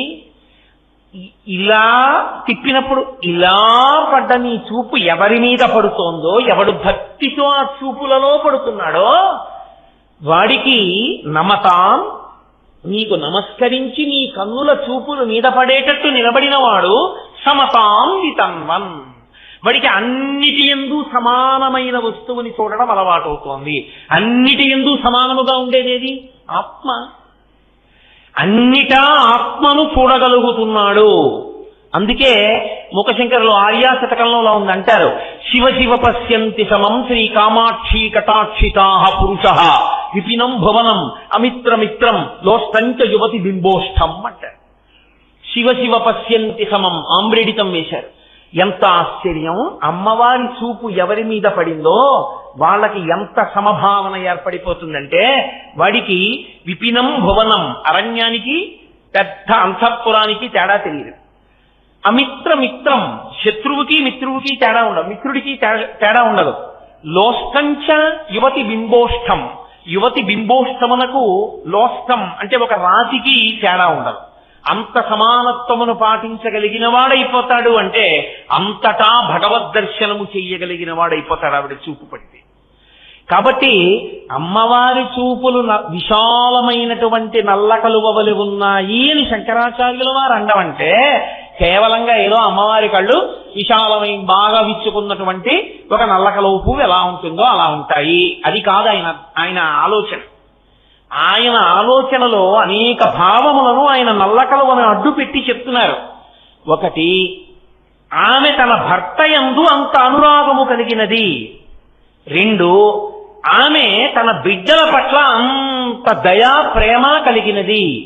మూడు, ఆమె పరమకారుణ్యశీలి అయి ఎప్పుడూ చూస్తూనే ఉంటుంది లోకాన్ని. ఎవరు అమ్మా అంటారో రక్షించాలని చూస్తూ ఉంటుంది. కాబట్టి ఇప్పుడు అమ్మవారి యందు భక్తిని కల్పించడానికి శంకరులు దీన్ని ప్రమాణంగా తీసుకుని మాట్లాడుతున్నారు. కాదు, మీరు ఒక ఇంటి ఇల్లాలిని చూడండి, ఇంటి ఇల్లాలి కన్నులు కూడా అలాగే ఉండాలి. ఇంకా నేను వేరే దానికి వివరణ చెయ్యక్కర్లేదు. తన బిడ్డల యందు అపారమైనటువంటి ప్రేమ, తన భర్త యందు మాత్రమే విశేషమైనటువంటి అనురాగము, తన వారి గురించి ఎప్పుడూ తాపత్రయం. కొత్తగా చెప్పక్కర్లేదు ఏ తల్లికైనా. మహానుభావుడు బసవపురాణం చేస్తూ ఓ మాట అంటాడు. పాల్కురికి సోమనాథుడు ఓ మాట అన్నాడు, ఒక పువ్వు ఒక మొగ్గలో సౌరభము లేదు. మీరు మల్లె మొగ్గని తీసి, చిన్న మొగ్గని విప్పి చూశారనుకోండి, పసరిక వాసన వస్తుంది, దాంట్లో సౌరభం ఉండదు. అదే చిన్న మల్లె మొగ్గ ఇంత మల్లె మొగ్గ అయి సంధ్యాకాలంలో విచ్చుకున్నప్పుడు మీరు వాసన చూశారనుకోండి, మీరు వాసన చూడక్కర్లేదు, దగ్గర నిలబడితే సౌరభం వస్తుంది. మొగ్గలో లేని సౌరభము పువ్వుగా ఉన్నప్పుడు ఎలా వచ్చింది? అంతే, అది సృష్టి రహస్యం, అది ఎవరికి తెలియదు. మొగ్గగా ఉన్నప్పుడు పసరిక వాసన, పువ్వుగా ఉన్నప్పుడు విశేష సౌరభం. ఆమె తన అక్కకి కొడుకు పుట్టినప్పుడు ఉసే కొంచెం వీడిని ఇలా పట్టుకోదే, వీడు మల విసర్జన చేశాడంటే వాడిని ఇలా పట్టుకుని చీచి చీచి చీచి ఏమిట్రా అంటుంది. తనకి పిల్లాన్ని పుడితే నా బంగారు కొండ అని వాడి రెండు కాళ్ళు పైకెత్తి వాడి అశుద్ధాన్ని కూడా తుడిచేస్తున్నది. అమ్మ ప్రేమ ఎప్పుడు వచ్చింది ఆవిడికి అంత ప్రేమ అని మీరు నన్ను అడిగితే నేనేం చెప్తాను? మల్లె మొగ్గలో పసరికతనం పోయి మల్లె పువ్వులో సౌరభం వచ్చినట్టు మాతృత్వముతో పాటు ఆ ప్రేమ వచ్చేస్తుంది అంతే. దానికి కొత్తగా ట్రైనింగ్ స్కూల్స్ ఉండవు. అది ఏ తల్లికైనా ఏ ఇంటనైనా ఉంటుంది. అది లేనివాడు సృష్టి లేదు. అసలు నిలబడవు కుటుంబాలు, అసలు లోకం నిలబడదు. కాబట్టి అమ్మవారికే కాదు ప్రతి ఇంట ఉంది ఇది. అమ్మవారి అంశ ఉంది ప్రతి స్త్రీలో, అయ్యవారి అంశ ఉంది ప్రతి పురుషుడిలో. అది చక్కగా కలిసి వర్ధిల్లినప్పుడు అది ఆదర్శవంతమైన కుటుంబంగా లోకంలో నిలబడుతుంది. వాడు ఆ దంపతులు లక్ష్మీనారాయణ స్వరూప అర్చనకి అర్హత పొందుతారు. అష్టమానం కీచులాడుకుంటే అర్హత ఎక్కడి నుంచి వస్తుంది? అది బిడ్డలను ప్రయోజకుల్ని చేసి తాము తల్లిదండ్రులుగా ఆనందాన్ని అనుభవించి మెట్లెక్కడం నేర్చుకుని పరిణితి పొందిన తల్లిదండ్రులు ఎవరో వారు లక్ష్మీనారాయణ అర్చన పొందుతారు. లోకంలో దంపతి పూజకు అర్హులవుతారు. కనుక శంకరులు అంటున్నారు, విశాల నీలోత్పలలోచనాయై, అమ్మవారి కన్ను నల్ల కలువవలె ఉన్నది అన్నప్పటికీ అందులో ఇన్ని లక్షణములు ఉన్నాయి. భక్తుల్ని కాపాడగలిగినటువంటి లక్షణము ఎప్పుడూ ఉంటుంది. అసలు ఇంకా చిత్రం ఏమిటో తెలుసా? అమ్మవారి కన్ను ఎంత జాగ్రత్తగా చూస్తుంటుందంటే బాహ్యాన్నొక్కదాన్ని చూస్తూ ఉండడం కాదు, ఆంతరమును కూడా చూస్తూ ఉంటుంది, లోపలికి చూస్తూ ఉంటుంది. వీడు ఏ ఆర్తి పొందుతున్నాడు, ఏ తాపత్రయాన్ని పొందుతున్నాడు ఆవిడ కనిపెడుతూ ఉంటుంది. నేను ఎప్పటికో ఉదాహరణ కూడా చెప్పవచ్చు, అసంఖ్యాకముగా ఉన్నాయి అమ్మవారి అనుగ్రహం అంటే. కానీ ఈ మధ్య కాలంలో మహానుభావులు కాబట్టి నేను తరచుగా వారి గురించి మాట్లాడుతూ ఉంటాను. చంద్రశేఖరేంద్ర సరస్వతి మహాస్వామి వారు అమ్మవారి అనుగ్రహాన్ని పరిపూర్ణంగా పొందినటువంటి వ్యక్తి. అలాగే తాడేపల్లి రాఘవనారాయణ శాస్త్రి గారు చెందోలు, ఇక్కడే ఎంతో దూరం కాదు, తెనాలిలో ఉండేవారు ఆయన. ఆయన మహానుభావుడు దేవీ నవరాత్రులు చెయ్యవలసి వస్తే ప్రతిరోజు కొన్ని వందల మందికి భోజనం పెట్టేవారు. ఇంట్లో ఆయన పూట తినడానికి కావలసిన 2 షేర్ల బియ్యం ఉండేవి. రేపు ఆశ్వీజ శుక్ల పాడ్యమి దేవీ నవరాత్రి ప్రారంభం. అయ్యా ఎలాగా? రేపు పొద్దున్న పూజ చూడడానికి ప్రసాదం తినడానికి 3000 మంది వస్తున్నారు. ఎక్కడది అంటే ఆయననేవారు, నేనా పూజ చేసేవాణ్ణి, నేనా ప్రసాదం పెట్టవలసిన వాణ్ణి, ఆవిడ చూసుకుంటుందని అని ఆయన నిశ్చలంగా హాయిగా ఒకరి దగ్గరికి వెళ్ళడం, చెయ్యి చాపడం, అడగడం ఏమి, కూర్చుని జగదంబని అర్చన చేశారు. సాయంకాలం చేసి రాత్రి పడుకున్నారు. పడుకుంటే మరునాడు తెల్లవారుజామున తలుపు తీశారు. తలుపు తీసేటప్పటికి బియ్యం బస్తాలు, కందిపప్పు, నూనె, పంచదార అన్ని దింపేసి ఉన్నాయి. ఎదురుగున్న రైస్ మిల్లు. ఆయన అనుకున్నారు ఆ రైస్ మిల్లుకి వచ్చే ఇలా ఉందనుకున్నారు. ఆ రైస్ మిల్లు వాచ్మెన్ వచ్చి అన్నాడు, అయ్యా నిన్న రాత్రి బండి వచ్చింది, ఏదో ఊరు ఆ పేరు చెప్పి ఫలానా వారు మీకు దేవీ నవరాత్రుల కోసమని ఈ సంబారాలన్నీ పంపించారని చెప్పమన్నారు. ఆయన నిద్రపోతున్నప్పుడు బాలస్వరూపం తిరుగుతుండేది, ఇంట్లో గజ్జెలు వినపడుతుండేది. ఆయన శరీరం, ఆయన ప్రాణం వదిలిపెట్టేసిన తర్వాత ఆయన భౌతిక శరీరాన్ని కాలుస్తుంటే అందులోంచి బాలస్వరూపం పైకి లేచింది. ఆ ఫోటోలు కూడా ఉన్నాయి ఇప్పటికీ. అంతటి మహానుభావుడు తాడేపల్లి రాఘవనారాయణ శాస్త్రి గారంటే. రాత్రి దింపారండి అన్నారు. ఆయన తెల్లబోయి ఆ ఊర్లో ఆయన ఎవరు విచారణ చేయమన్నారు. అసలు ఆ ఊరు లేదు, ఆ ఊళ్ళో అటువంటి పేరున్న వాడు లేదు. అమ్మవారు పంపించిందంతే. దేవీ నవరాత్రులు అయిపోయాయి, ఏకాదశి వచ్చేసింది, ద్వాదశి వచ్చేసింది. ఏం చెయ్యాలి? అయ్యా 200 కేజీలు బియ్యం మిగిలిపోయాయి, ఇంత పసుపు ఉండిపోయింది, ఇంత కుంకం ఉండిపోయింది, ఇంత జీడిపప్పు ఉండిపోయింది, శుభ్రంగా పులిహార వండేసేయండి. ఏం చెయ్యం ఇంత పులిహార? ఊళ్ళో వాళ్ళకి పంచిపెట్టేసేయండి. అలా వెళ్ళిపోతున్న బస్సులు ఆప్ చేసి బస్సుల్లో ఉన్న వాళ్ళందరికీ ప్రసాదం పెట్టేయండి. మరి ఎల్లుండి తినడానికి మనకి అమ్మవారు ఇస్తుందిరా, నీకెందుకు నాకెందుకురా అనేవారే. అది రాఘవనారాయణ శాస్త్రి గారి జీవితం అంటే. మహాపురుషులు అలా జీవించారు. వాళ్ళు స్వార్థంతో నాకని పట్టుకెళ్ళింది లేదు. పరమేశ్వరుడు ఉన్నాడు, పరదేవత ఉందని నమ్ముకు బతికారు. వాళ్ళ జీవితాలు అలాగే మల్లె పువ్వుల్లో వెళ్ళిపోయాయి. ఆ తల్లి ఆంతరమును చూడగలదు, నీ నిష్ఠ, నీ భక్తి ఆవిడ చూడగలదు, చూసి నిన్ను ఆదుకోగలదు. ఆ తల్లికి అది పెద్ద విశేషం అని మీరు అనుకోకండి. మీరు నమ్మండి, అమ్మవారి యొక్క అనుగ్రహాన్ని అలా పొందినటువంటి మహాత్ములు లోకంలో ఎందరో ఉన్నారు. ఆవిడ అనుగ్రహంతో కోరికలు తీరిన వారు ఎందరో ఉన్నారు లోకంలో. అటువంటి జగదంబ. కాబట్టి ఆమె కన్నులలో నల్ల కలువ అయితే ఆ కన్నుల వెనక ఉన్న చల్లతనం అది. చల్లని చూపన్న మాటకు అర్థం అమ్మని నమ్మి నిలబడిన వాడి కోరిక తీర్చగలదు ఆయమ్మ. కాబట్టి అమ్మా నీ కన్నులు అటువంటివమ్మా. కాబట్టి విశాల నీలోత్పలలోచనాయై శంకరుడిది వికాసి పంకేరుహలోచనాయ. పరమేశ్వరుడి కన్ను దగ్గరికి వచ్చేటప్పటికీ శంకరాచార్యుల వారు ఈ రంగని చెప్పలేదు, నల్లగా ఉంటుందని చెప్పలేదు, తెల్లగా ఉంటుందని చెప్పలేదు, ఎర్రగా ఉంటుందని ఆయన చెప్పలేదు. వికాసి బాగా విచ్చుకున్నా అంటే ఇలా కోపంతో అని కాదు, మళ్ళీ మీరు గుర్తుపెట్టుకోవాలి. విశాలాక్షి ఎలా చూస్తుందో విశ్వనాథుడు అలాగే చూస్తాడు. ఆయన బ్రహ్మాండమంతా కళ్ళు తిప్పుతూ చూస్తుంటాడు, ఎవరు నన్ను పిలుస్తున్నారు అని చూస్తుంటాడు. అలా చూసేటటువంటి పరమాత్మ పంకేరుహము అంటే కలవ పువ్వు, తామర పువ్వు. ఆయన కన్ను కూడా తామర పువ్వులా ఉంటుంది. ఏ అమ్మవారి కంటిని చెప్పిన ఆయన నీలోత్పలం అన్నారు కదా, ఇక్కడికి వచ్చేటప్పటికి ఇక్కడ ఎందుకు లేదు రంగు ఆయన కంటికి రంగు అంటే అయ్యవారి కంటికి ఎరుపెక్కే లక్షణం ఒకటి ఉంది. అది ఎరుపెక్కుతూ ఉంటుంది. అది అలా ఎరుపెక్కకపోతే లోకాలు నిలబడవు. అమ్మవారి కంటికి ఉన్న లక్షణం ఏమిటో తెలుసా? అసలు ఎరుపెక్కడం తెలియదు, ఎప్పుడూ నల్లగా ఉంటుంది. అప్పుడప్పుడు ఎర్రగా ఉన్నట్టు కనపడినా అది తాటాకుమంట, ఆ కోపం నిలబడదు. అమ్మ కోపం ఏం నిలబడుతుందండి నా బుర్ర? నిలబడితే తండ్రి కోపం నిలబడుతుంది, కానీ అమ్మ కోపం అసలు 5 పైసలకి పనికొచ్చే కోపమే కాదు. ఎందుకో తెలుసా? మీరు చూడండి, నేను ప్రతిదానికి ఉదాహరణ చెప్పక్కర్లేదు. 8:30 కాలేజీలో ఉండాలి, 7:30 కాలేజీ బస్సు వచ్చేస్తుంది. ఎవరి కోసం ఆగదు, వెళ్ళిపోతుంది. అది 7:30కి పిల్ల కాలేజీ బస్ స్టాప్ లో ఉండి బస్సు ఎక్కియాలి. పిల్ల 7:15 స్నానానికి వెళుతుంది. అప్పుడు బయటకు వచ్చి సెల్ మాట్లాడి 7:25 అమ్మా నాకు టిఫిన్ వద్దు, ఏం వద్దు, క్యారేజ్ ఇచ్చే, నేను వెళ్ళిపోతున్నానంటే ఎండిపోయి రమటలా తయారవుతున్నావు, అన్నం తినవు, ఏమీ తినవు, రోజు ఆలస్యమే అని అమ్మ 10 చదువుతుంది. అది గుడ్లు మీరు పెట్టుకుని నేను ఇంకా జడ కూడా వేసుకోలేదు, నాకు అక్కర్లేదని ఇలా పైన వేసుకుంటున్నాను. అసహ్యంగా అలా ఉండకు, బాగుండదు అని నిలబెట్టి గట్టిగా ఇలా దువ్వేస్తుంది.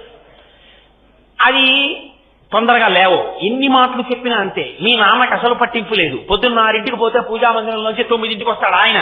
అందరి మీద సరివేస్తుంది. ఏమిటి ప్రయోజనం? ఆ వెనక నుంచి దువ్వేస్తుంది, జడ వేసేస్తుంది, జాజి పూలు పెట్టేస్తుంది, ఉండు నేను పెట్టేస్తానని గబగబా అన్నం కలిపేస్తుంది, నోట్లో పెట్టేస్తుంది, చదువుతూనే ఉంటుంది దండకం. దండకం ఎంత చదువుతోందో ప్రేమతో జడేసేసి పువ్వులు ఇట్టేసి అన్నం పెట్టేయడం కూడా అయిపోతుంది. అయిపోయి ఏం పర్వాలేదు కానీ రే కాస్త బాబు ఏమనుకోకు నాయనా, నువ్వు మళ్ళీ వచ్చి చదువుకుంది కానీ దీన్ని కాస్త దింపేద్దు అని వెళ్ళిపోతున్నటువంటి ఎదురింటి వాళ్ళ అబ్బాయిని కాస్త పిల్లని స్కూల్లో దింపేయమని, ఆ బస్ స్టాప్ లో దింపించేసి ఎందుకైనా మంచిదని బొడ్డులోంచి ఒక 10 రూపాయలు తీసి దాని చేతిలో పెట్టి బస్సు వెళ్ళిపోతే ఆటో ఎక్కి సర్పవరం వెళ్ళిక్కు అంటూ. కోపం ఏమైనా ఉపయోగం ఉందా? శిక్ష ఏమైనా ఉందా అందులో? కోపము ప్రేమ 2 నడిచిపోతాయి. అంతేగాని కోపము శిక్ష నడవవు. అమ్మ కోపం, నాన్న కోపం అలా కాదు. కోపము శిక్ష నడుస్తాయి. నాన్నగారికి కోపం వచ్చిందనుకోండి, ప్రేమతో అన్నం పెడుతూ దెబ్బలాడడం, జడేస్తూ దెబ్బలాడడం అలా ఉండదు. తీసుకొచ్చి నించోబెట్టి ఏమిటి సంగతి, రోజు వెళ్ళలేక టైంకి అని అలా నిలదీస్తాడు తండ్రి. అందుకే తండ్రి కంటికి ఎరుపు ఉంటుంది. ఆ ఎరుపు లేకపోతే ఇల్లు నిలబడదు. అమ్మలాగే నాన్న ఉన్నాడు అనుకోండి, పిల్లలు ఎవరు మాట వినరు. నాన్న అలా ఉండాలి, అమ్మ ఇలా ఉండాలి. అయితే ఆయన అలా నిలబడి అడిగేట్టు చేసేది ఎవరో తెలుసా? ఈవిడే. పూజలోంచి ఆయన బయటికి వస్తే మీరేమిటో హాయిగా పొద్దున్న అనుష్ఠానం, సాయంకాలం ప్రవచనం తిరిగేస్తున్నారు, మీ పిల్ల ఎంత గొప్పగా తయారైందో తెలుసా అంటే మీ పిల్ల అంటుంది. అప్పుడు అది 7:25కి వస్తోంది రోజు స్నానం నుంచి. ఎంత ఇబ్బంది పడిపోతున్నానో తెలుసా? నేను చెప్పడం కాదు, ఓ రోజు మీకు చెప్పండి, పిల్లల్ని కూర్చోబెట్టి రోజు నేను చెప్పడమేనా?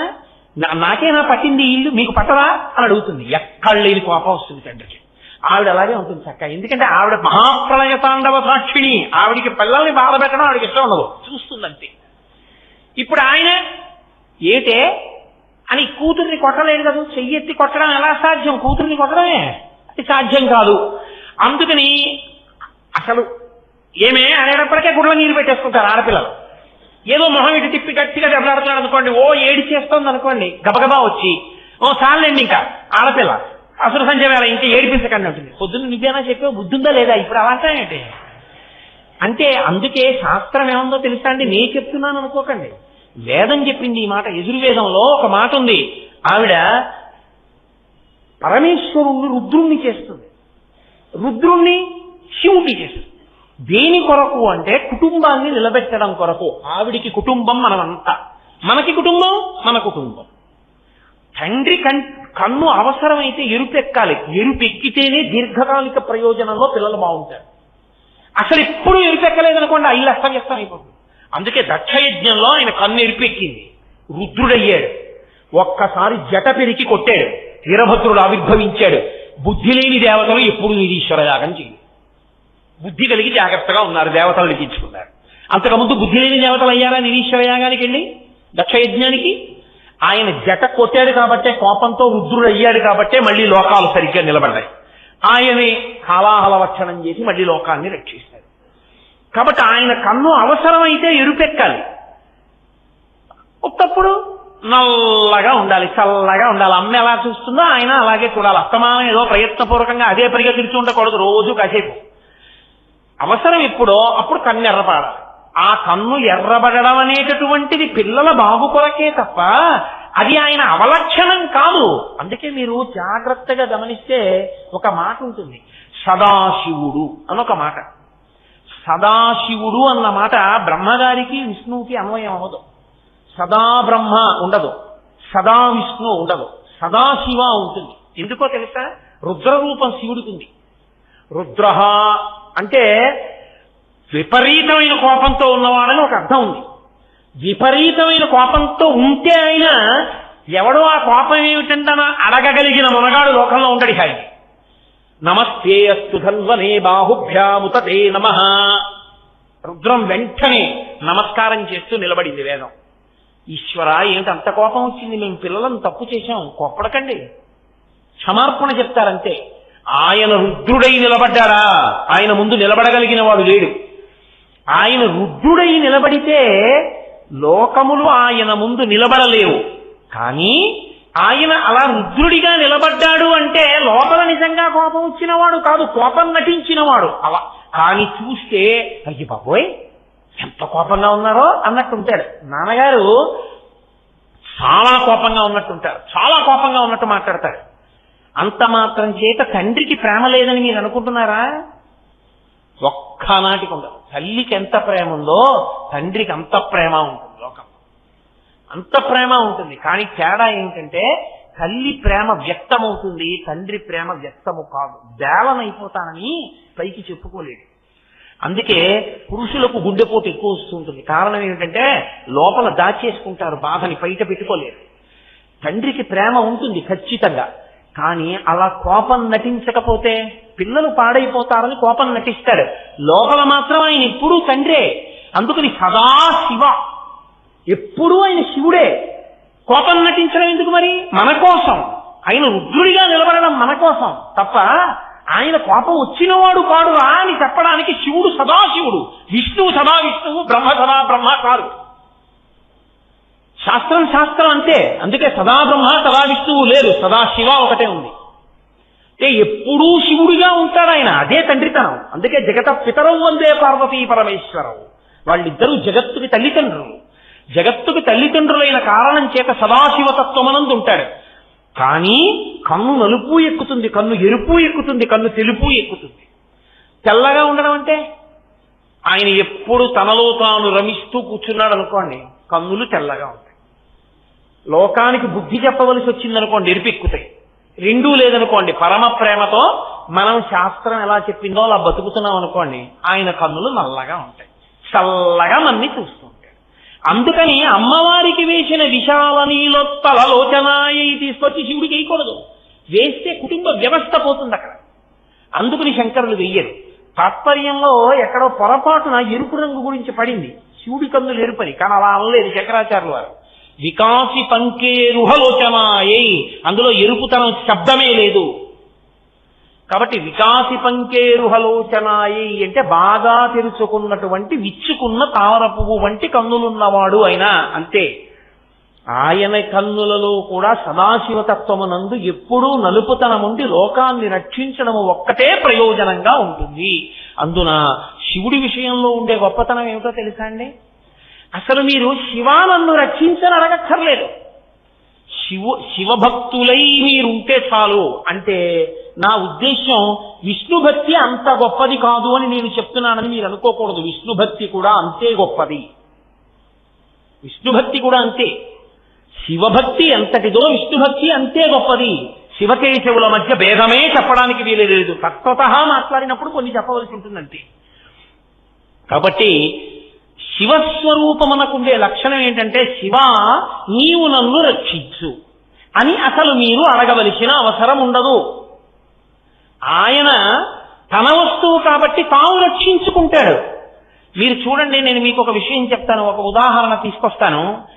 మార్కండేయుడు శివలింగాన్ని దగ్గర కూర్చుని అర్చన చేస్తున్నాడు. యమధర్మరాజు గారు వచ్చి పాశం వేస్తాను, నీకు సమయం అయిపోయింది, బయటికి వచ్చేయన్నాడు. నేను రాను అన్నాడు. ఆయన శివార్చనే చేసుకుంటానన్నాడు. నువ్వు శివార్చన చేసుకుంటే వదిలిపెడతాననుకుంటున్నావా? నేను పాశం వేస్తాను అన్నాడు. ఇప్పుడు ఆయన ఏం చేశాడంటే శివా నన్ను రక్షించనా ఆయన అడగలేదు. ఆయన ఏం చేశాడంటే శివలింగాన్ని కౌగిలించుకున్నాడు. కౌగిలించుకుని చంద్రశేఖర చంద్రశేఖర చంద్రశేఖర పాహిమాం, చంద్రశేఖర చంద్రశేఖర చంద్రశేఖర రక్షమాం అంటూ ఆయన అన్నాడు, నేను పరమశివుడిని ఆశ్రయించి ఉండగా కిన్నో మృత్యు కరిష్యతి, నన్ను ఎవడు ఏం చేస్తాడు అన్నాడు. నేను శివుడి కాళ్ళు పట్టుకుని ఉండగా వీడేం చేయగలడు అన్నాడు. తప్ప శివా యమధర్మరాజు గారు వచ్చేశారు, నువ్వు వచ్చి నన్ను రక్షించని ప్రకటనంగా ఎక్కడ అనలేదు. కిన్నో మృత్యు కరిష్యతి, ఈ యముడు నన్ను ఏం చేస్తాడన్నాడు. అయినా యమధర్మరాజు గారు పాశం వేశాడు. ఇప్పుడు పాశం ఎలా వేయాలి? శివుణ్ణి శివలింగాన్ని కౌగిలించుకుని ఉంటే ఒక్క మార్కండేయుడికి పడుతుందా? ఆ పాశం వేసినప్పుడు శివలింగానికి మార్కండేయుడికి కలిపి పడింది అంతే. ఉత్తర క్షణంలో పరమశివుడు ఎడమకాలెత్తి ఒక్క తన్ను తన్నాడు గుండెల మీద యముడికి. యముడు చనిపోయాడు. శంకరులు అన్నారు శివానంద లహరిలో, వక్షస్థాళనమంతకస్య కఠినాపస్మార సంవర్ధనం భుభృత్ పర్యటనం నమత్సురచిర కోటీర సంఘర్షణం కర్మేదం మృదులస్య తావక పదద్వంద్వస్య గౌరీపతే మచ్చేతో మణిపాదుకా విహరణం శంభో తదంగీకురు. యముణ్ణి తగినప్పుడు ఈశ్వరా మీ పాదం ఎంత సొక్కిపోయిందో నా మనసుని మణిపాదుకగా గ్రహించండి అన్నారు. అంటే ఆయనని మీరు నమ్మి ఉన్నది నిజమైతే అసలు మీరు ఆయనని నాకు ఈ కోరిక తీర్చమని అడగవలసిన అవసరం లేదు. నందుడని దక్షిణ దేశంలో ఒక భక్తుడు, ఆయన చిదంబరం వెళ్లి పరమేశ్వర దర్శనం చెయ్యాలనుకున్నాడు. అనుకుని తన యజమాని దగ్గరికి వెళ్లి అడిగాడు, అయ్యా చిదంబరం వెళ్లి నటరాజస్వామి వారి ఉత్సవం జరుగుతోంది, ఒక్కసారి నటరాజస్వామిని దర్శనం చేసి వస్తా. ఆ యజమాని చాలా తెలివైనవాడు. ఆయన అన్నాడు, వెళ్ళొద్దంటే వీడు వెండి ఎలాగో, వెళ్ళు అన్న మాట ఒకటే వీడికి కనబడుతుంది, కానీ అసలు పని అప్పుడు చెప్దామని దానికే ఉందిరా తప్పకుండా వెళ్ళు, కానీ మనకున్న 150 ఎకరాలు ఇవాళ రాత్రి దున్ని విత్తనాలు వేసేయి, ఊడ్చేయి, పంట పెంచేయి, కోత కోసేయి, ధాన్యం రాల్చేయి, బస్తాలకెత్తేయి, ఇంటికి తెచ్చి పెట్టేయి, గడ్డి వాములు వేసేయి, నువ్వు చిదంబరం వెళ్ళిపో రేపు తెల్లవారు. ఆయనకి వెళ్ళిపో అన్న మాట ఒకటే వినపడింది. అయ్యా అంతకన్నా నా తప్పకుండా చేసేసి వెళ్ళిపోతానని పొలం దగ్గరికి వెళ్ళాడు. 150 ఎకరాలు. ఇవాళ రాత్రి దీన్ని దున్ననా, దీనికి నారు తీసుకురానా, దీంట్లో పంట వేయినా, కోత పోయినా, గింజ బస్తాలకు ఎత్తనా, ఇంటికి పట్టుకెళ్ళి యజమాని ఇంట్లో పెట్టనా, నేను అప్పుడు గడ్డి వాములు అయినా, అప్పుడు చిదంబరం వెళ్ళనా, అప్పుడు పని బరువు ఏమిటో అప్పుడు తెలిసింది. తెలిసి ఒక్కసారి ఆకాశం వంక చూసి పరమేశ్వరుణ్ణి ప్రార్థించి నా జన్మకి నీ దర్శనం అవదా అని మూర్చిపోయాడు. అంతే. ఆయన తలుచుకుంటే ఎంతసేపు అంటే పంట పండేట్టు చేయలేడా? భక్తుడి మీద ఉన్న ప్రేమతో కదిలి వచ్చేసాడు కైలాసం నుంచి శంకరుడు. పంచ మడతేసి రైతు ఎలా కడతాడో అలా పైకి ఎత్తి కట్టాడు. కట్టి నందీశ్వరుణ్ణి పిలిచి నాగలి కట్టి తాను పట్టుకుని దున్నుతున్నాడు. సాక్షాత్ జగజ్జనని కళ్యాణి మా అమ్మ విత్తనాలు చల్లింది. ఎంతలో పండుతాయి? భూమి పరవశించిపోయింది పరమశివుని యొక్క పాదతాడనము చేత. పంట పండింది, గణపతి కోచేశాడు, సుబ్రహ్మణ్యేశ్వర స్వామి బస్తాలకు ఎత్తాడు, తీసుకొచ్చారు, యజమాని ఇంట్లో పెట్టేశారు. 5 నిమిషాలు, నందా లే, పంట మీ యజమాని ఇంట్లో పెట్టేశాం వెళ్ళన్నారు. గబగబా వెళ్ళాడు యజమాని ఇంటికి. అయ్యా అదిగో బస్తాలన్నీ పెట్టేశానన్నాడు. తెల్లబోయాడు యజమాని, కాళ్ళ మీద పడిపోయాడు. నందుడి కాళ్ళ మీద, ఒరే నీ భక్తికి శివుడు కదిలొచ్చి వ్యవసాయం చేసేసాడు రా, నీ ఇక నుంచి మన ఇద్దరిది సగం సగం అన్నాడు. నాకు ఈ సగం వద్దు, ఏమీ వద్దు అన్నాడు. చిదంబరం వెళ్ళాడు. తర్వాత నటరాజస్వామిలో ఐక్యమైపోయాడు ఆయన. కాబట్టి శివభక్తిలో ఉండే గొప్పతనం ఏమిటో తెలుసా? మీరు అసలు అడగక్కర్లేదు, విష్ణుభక్తి అయినా అంతే. మీరు అసలు అడగవలసిన అవసరము లేదు. శివా నాకు ఇది అని చెప్పక్కర్లేదు. మీరు భక్తుడైతే శివుడు చూసుకుంటాడు. ఆయనకున్నటువంటి గొప్పతనం అది, ఆ కన్నుకున్న గొప్పతనం అది, అది చూడగలదు. నువ్వేమై ఉండాలి? నువ్వు భ్రమరమై ఉండాలి. అవి 2 పువ్వులు కదా మరి. అమ్మవారి కన్నులు తామర పువ్వులు, అయ్యవారి కన్నులు తామర పువ్వులు. తామర పువ్వు మీద ఏముండాలి? తుమ్మెద తిరగాలి. ఇప్పుడు తుమ్మెదలేవి అంటే ఎవడు భక్తుడో వాడి చూపులే తుమ్మెదలు. ఎందుకని? భక్తుడైన వాడు తన పంచేంద్రియాల్ని, మనస్సుని, 6 భగవంతుని యొక్క కన్నులనే తామర పువ్వుల దగ్గరికి వెళ్ళి పెట్టేస్తాడు. అక్కడే తిరుగుతుంటాడు. ఆ కన్నుల వంక చూస్తూ పొంగిపోతుంటాడు. అప్పుడు ఆయన మనసు, పంచేంద్రియములు, కన్ను అక్కడే చూస్తుంది. చెవులు ఆయన కన్నుల గురించి వింటాయి. నాలుక ప్రసాదం తింటుంది. స్పర్శ ఆయన పల్లకి ముట్టుకుంటుంది. నేను ఈ మధ్య ఓ క్షేత్రానికి వెళ్ళా. ఒక ఆయన వాహనాన్ని ముట్టుకుని పొంగిపోతున్నాడు ఇలా ఇలా ఇలా ఇలా శ్రీకాళహస్తిలో. నేను అతన్ని అడిగాను, అక్కడ నంది వాహనం పెట్టింది. ఓ ఇలా ముట్టుకుని పొంగిపోతున్నాడు, అందరూ గుళ్ళోకి వెళ్ళిపోతుంటే. నేనన్నా ఎందుకే అలా ముట్టుకున్నావు, ఎందుకు అది అంతా తడుగుతున్నావు అన్నాను. అంటే ఆయన అన్నాడు, నా స్వామి కూర్చునే వాహనం కదండి, అది ఎంత పవిత్రం అండి, కనీసం దాన్నైనా ఒక్కసారి ముట్టుకున్న ఆయన వచ్చి కూర్చుంటే నన్ను ఇలా తలవనిస్తారండి, అందుకని దాన్ని తడువుకుని పొంగిపోతున్నానండి అన్నాడు. వాడు భక్తుడు, ఆయన మహానుభావుడు. అంటే ఆయన పరవశించిపోతున్నాడు నందిని ముట్టుకుని. మనమైతే అది నందివాహనం అండి వెళ్ళిపోతాం. అదే ఇంకోటి గొప్ప కారు అయితే మాత్రం ఎక్కడ కొన్నారండి, ఎంత అయింది, ఏసీ ఉందా, టేప్ రికార్డర్ ఉందా, 1000 ప్రశ్నలు వేస్తాం. పరమశివుడి నందివాహనం అక్కడ కనబడితే వెళ్ళిపోతాం. ఆయన చూసుకుని పొంగిపోతున్నాడు. అది భక్తి అంటే. అది పంచేంద్రియములు మనస్సు కలిసి తిరగడం. షట్పది 6 కాళ్లతో ఉండేది తుమ్మెద. తుమ్మెద మన పంచేంద్రియములు, కన్ను, ముక్కు, చెవి, నాలుక, చర్మము, మనసు, ఈ 6 కలిపి సీతాకోక చిలుకయ్యి భగవంతుని కన్నుల చుట్టూ తిరుగుతూ ఉంటే, అందుకే నయనారవిందం, పాదారవిందం, హస్తారవిందం, అన్ని అరవిందములు తామరపూలే. ఎక్కడ చూసినా తుమ్మెదల్లా మన చూపులు నిలబడిపోవాలి. అలా నిలబడిపోవడం నీకు అలవాటైతే ఆయన రక్షణ నీకు కలుగుతుంది. అప్పుడు ఆ పువ్వు నిన్ను రక్షిస్తుంది. అది కేవలం పువ్వు కాదు. కేవలం పువ్వు అయితే చీకటి పడిపోతే ముడుచుకుపోతుంది. సూర్యుడు కనపడకపోతే ముడుచుకుంటుంది తామర పువ్వు. అది అలా సూర్యుడు కనపడకపోతే ముడుచుకునే తామర పువ్వు కాదు, రక్షణ శక్తి కలిగిన తామర పువ్వు. సూర్యోదయ సూర్యాస్తమయములతో సంబంధం లేకుండా వికసించి ఉండే తామర పువ్వు. అటువంటి తామర పువ్వు ఆ తామర పువ్వు.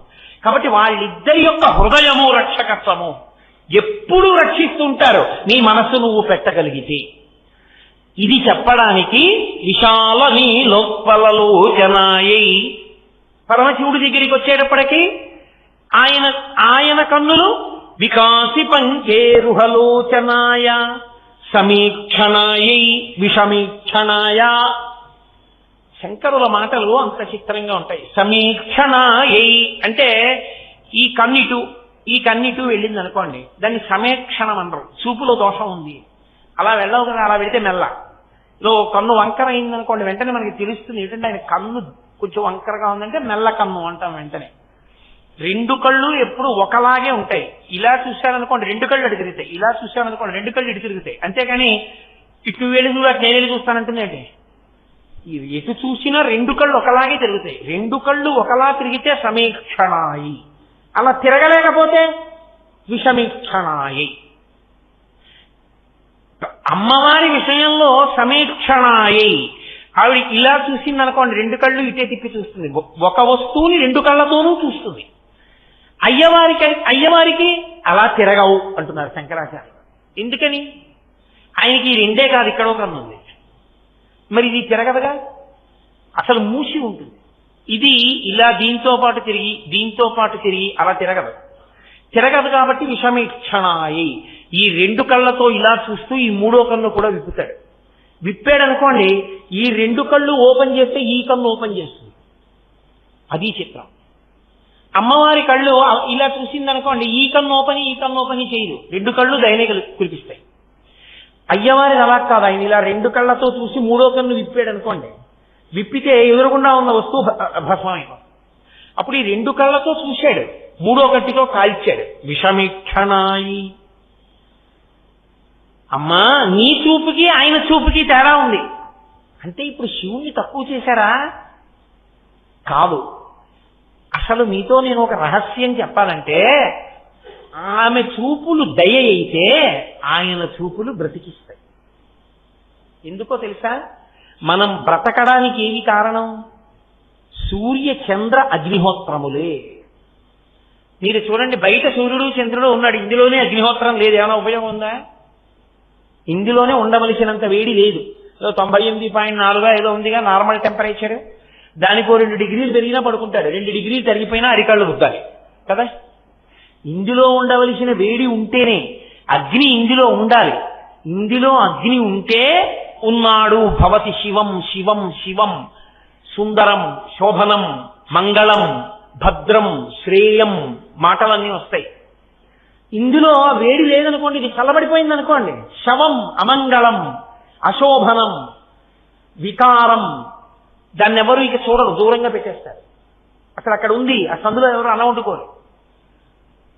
ఆ వేడి ఉంది కాబట్టి మంగళం. మీరు చూడండి, అమ్మవారి దయ ఉంది, అయ్యవారి 3 కన్నుల అనుగ్రహం ఉంది, లోకాలు నిలబడతాయి. సూర్యుడున్నాడు, పంట పండుతుంది. పత్రహరితము సూర్యకిరణముల చేతగా ఏర్పడేది, చంద్రకిరణములు పడ్డాయి, ఓషధులు పెరుగుతాయి. 3వ కన్నైన అగ్నిహోత్రం ఉంది, పచనము జరుగుతుంది, ధర్మము నడుస్తుంది. మీరు బాగా పట్టుకోవాలి. సూర్యుడు లేడు, నీరు లేదు. అందుకే అపాం మిత్ర అని ఒక పేరు సూర్య భగవానుడికి. అపాం అంటే నీళ్లు, అప్పులంటే నీళ్లు. నీళ్లు ఎక్కడి నుంచి వస్తాయి? సూర్యుడే ఇస్తాడు. ఆయన వేసవి కాలమనందు సముద్రాలలో ఉన్న నీళ్లు తాగేస్తాడు. సముద్రాలలో ఏమిటి? మనం గ్లాస్తో పోసుకుంటే లాగేస్తాడు, చెమట పట్టేస్తుంది, లాగేస్తాడు అంతే. లాగినవన్నీ ఆయన దాచుకోడు, వర్షాకాలం వచ్చేటప్పటికి కురిపించేస్తాడు. మళ్ళీ దాచుకోవడం రానివాడు సూర్య భగవానుడు, మళ్ళీ కురిపిస్తాడు. అందుకే సూర్యుని పట్ల అత్యంత భక్తి కలిగిన ప్రాణి ఎవరో తెలుసా? సూర్యుడంటే అపారమైన భక్తి ఉండి ఎప్పుడు ఆయనకి కృతజ్ఞత చెప్పడంలో ముందుండే ప్రాణి కప్ప. ఆయన మేఘరూపంలో వర్షం కురిపించాడు అనుకోండి, రేపు వస్తోందిగా ఇంకా రథసప్తమికి రథాలు తిరుగుతాయి. ఈ శిశిర ఋతువు దాటిపోయిందంటే వసంత ఋతువు అసలు చాలా గొప్పగా ఉండాలి, కానీ ఉడుకు ప్రారంభం అయిపోతుంది. ఋతువు ధర్మాన్ని తప్పిపోవడమే అన్నపూర్ణానుగ్రహం తప్పిపోయింది అనడానికి గుర్తు. ఆ తర్వాత ఇంకా పాపం గ్రీష్మం అవి వచ్చేస్తాయి. అప్పుడు గ్రీష్మం తర్వాత వర్ష ఋతువు వస్తుంది. ఆ వర్ష ఋతువు వచ్చినప్పుడు నల్లటి మబ్బు కనపడింది అనుకోండి, వర్షం ప్రారంభమైంది అనుకోండి, అందరూ బయటికి వస్తారు. బయటికి వచ్చి అబ్బా ఎంత మబ్బో, ఎంత గాలో, అమ్మయ్యా, ఏదో చినుకు 4 చినుకులు పడిపోవడం కాదు, కరువు తీరా వానపడింది అంటారు. ఎంత సంతోషిస్తారో అనేసి ఇంట్లో వెళ్ళిపోతారు. ఇంట్లో వెళ్ళిపోయి కరెంట్ ఓడిపోయింది అని ఇంకక్కడి నుంచి ఇన్వర్టర్ ఒకటి వేసుకుని ఫ్యాన్ వేసుకుని పడుకుంటాడు. కానీ రాత్రల్లా నిద్రపోకుండా అలా అరిస్తే పాము వచ్చి పట్టుకుంటుందని కూడా చూడకుండా మేఘరూపంలో వర్షం కురిపించిన వాడు సూర్య భగవానుడని సూర్యుడికి కృతజ్ఞత చెప్పడానికి ఆపకుండా అరిచి నమస్కరించేది కప్ప ఒకటే. బెక బెక బెక బెక బెక బెక అంటూనే ఉంటుంది, ఈశ్వరుడికి నమస్కారం చేస్తూనే ఉంటుంది. అందుకే మళ్లీ వర్షం కురవాలి అంటే కప్పను ఊరేగిస్తారు. భక్తుడిని పట్టుకుంటే భగవంతుడు లొంగుతాడు, మేము తప్పులు చేశాం, నీ భక్తుడైన కప్పను ఊరేగిస్తున్నామని కప్పని పల్లకీలో పెట్టి ఊరేగిస్తారు. ఊరేగిస్తే వర్షం పడుతుంది. శ్రీకాళహస్తిలో ఇప్పటికీ విచిత్రమైనటువంటి శివలింగం ఒకటి ఉంది. మీరు దక్షిణామూర్తి దర్శనం చేసుకుని బయటికి వస్తున్నప్పుడు ఎడం చేతి వైపు ఉంటుంది మృత్యుంజయ మహాలింగం అనే లింగం ఉంటుంది. మీరు జాగ్రత్తగా పరికించండి, ఆ శివలింగానికి 4 గోడల మీద కప్పు ఉండదు, తెరిచి ఉంటుంది. ఎందుకో తెలుసా? వర్షాలు పడకపోతే తలుపేసేసి ఆ గోడల నుంచి అన్నంతో అభిషేకం చేసేస్తారు. అన్నాభిషేకం చేసి వదిలేస్తారు గుళ్ళో. వదిలేసిన 3 రోజులకి బ్రహ్మాండమైన వర్షం పడుతుంది. నిరూపణమైంది కూడా, లోకాల్ని నిలబెడుతుంది ఆ శివలింగం. కాబట్టి సూర్యుడు అపామిత్ర, ఆయన నీటికి చాలా దగ్గరైన వాడు. ఆ సూర్యుడు లేకపోతే వర్షం పడదు, ఆ సూర్యుడు లేకపోతే పగలు లేదు. ఏదో చాలా ఎండగా ఉందండి, చాలా ఎండగా ఉందండి, అబ్బా చచ్చిపోతున్నామండి అంటాం మనం. సరేనండి నేను 3 నెలలు రాను అని అన్నాడు అనుకోండి సూర్యుడు. అయ్య బాబాయ్ బట్టలు ఆరట్లేదు, ఒడియాలు ఎండట్లేదు, పెట్టిన పడాలన్నీ పాడైపోయి ఇల్లంతా కంపు చమాయింపు వచ్చేస్తోంది, ఎండ వస్తే బాగుంటుందంటాడు. 2 రోజులు అయ్యేటప్పటికి. అసలు సూర్యుడు లేకపోతే సూక్ష్మ క్రిములన్నీ పెరిగిపోతాయి.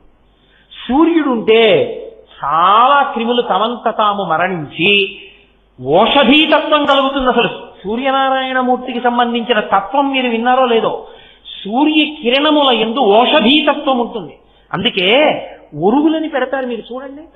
ఇప్పుడు లేవు, 345 రోజులు వస్తున్నాయి కాబట్టి ఊరుకుంటున్నారు. కానీ పులాసకాపని మామిడికాయ ముక్కలు కోసి ఎండబెట్టేసేవారు పూర్వం. అవి సూర్యకిరణములకు తత్తమైపోయి ఎండిపోయి, ఆ ఎండిపోయినటువంటివి ఇలా వంకరలు తిరిగిపోయేవి మామిడి ముక్కలు. వాటిని ఓ డబ్బాలో పెట్టి ఉంచేవారు.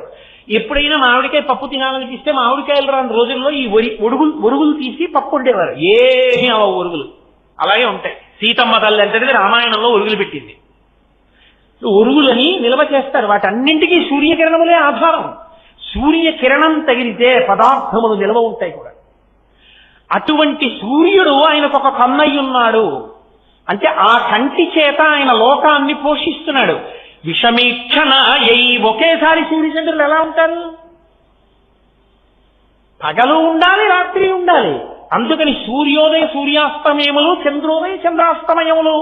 రాత్రి అయ్యేటప్పటికి చంద్రకిరణములను చూస్తూ హాయిగా చల్లగా, బా అందరికీ చందమామే, అమ్మకి చందమామే, కొడుక్కి చందమామే.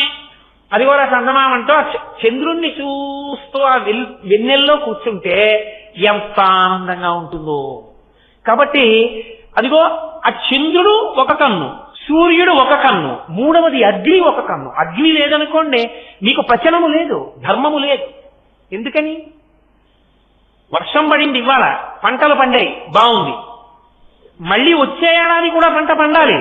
వచ్చే ఏడాది కూడా పంట పండాలంటే మీరు యజ్ఞం చేసి, యాగం చేసి హవిస్సు ఇవ్వాలి దేవతలకి.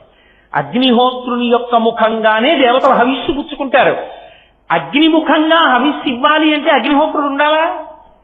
ఉంటేనైనా దేవతలు పుచ్చుకుంటారు, వాళ్ళ ఆకలి తీరుతుంది. తీరితేనైనా వాళ్ళు మళ్ళీ వర్షం కురిపిస్తారు, లేకపోతే వాళ్ళు అకాల వర్షం కురిపిస్తారు. అదో ఇబ్బంది.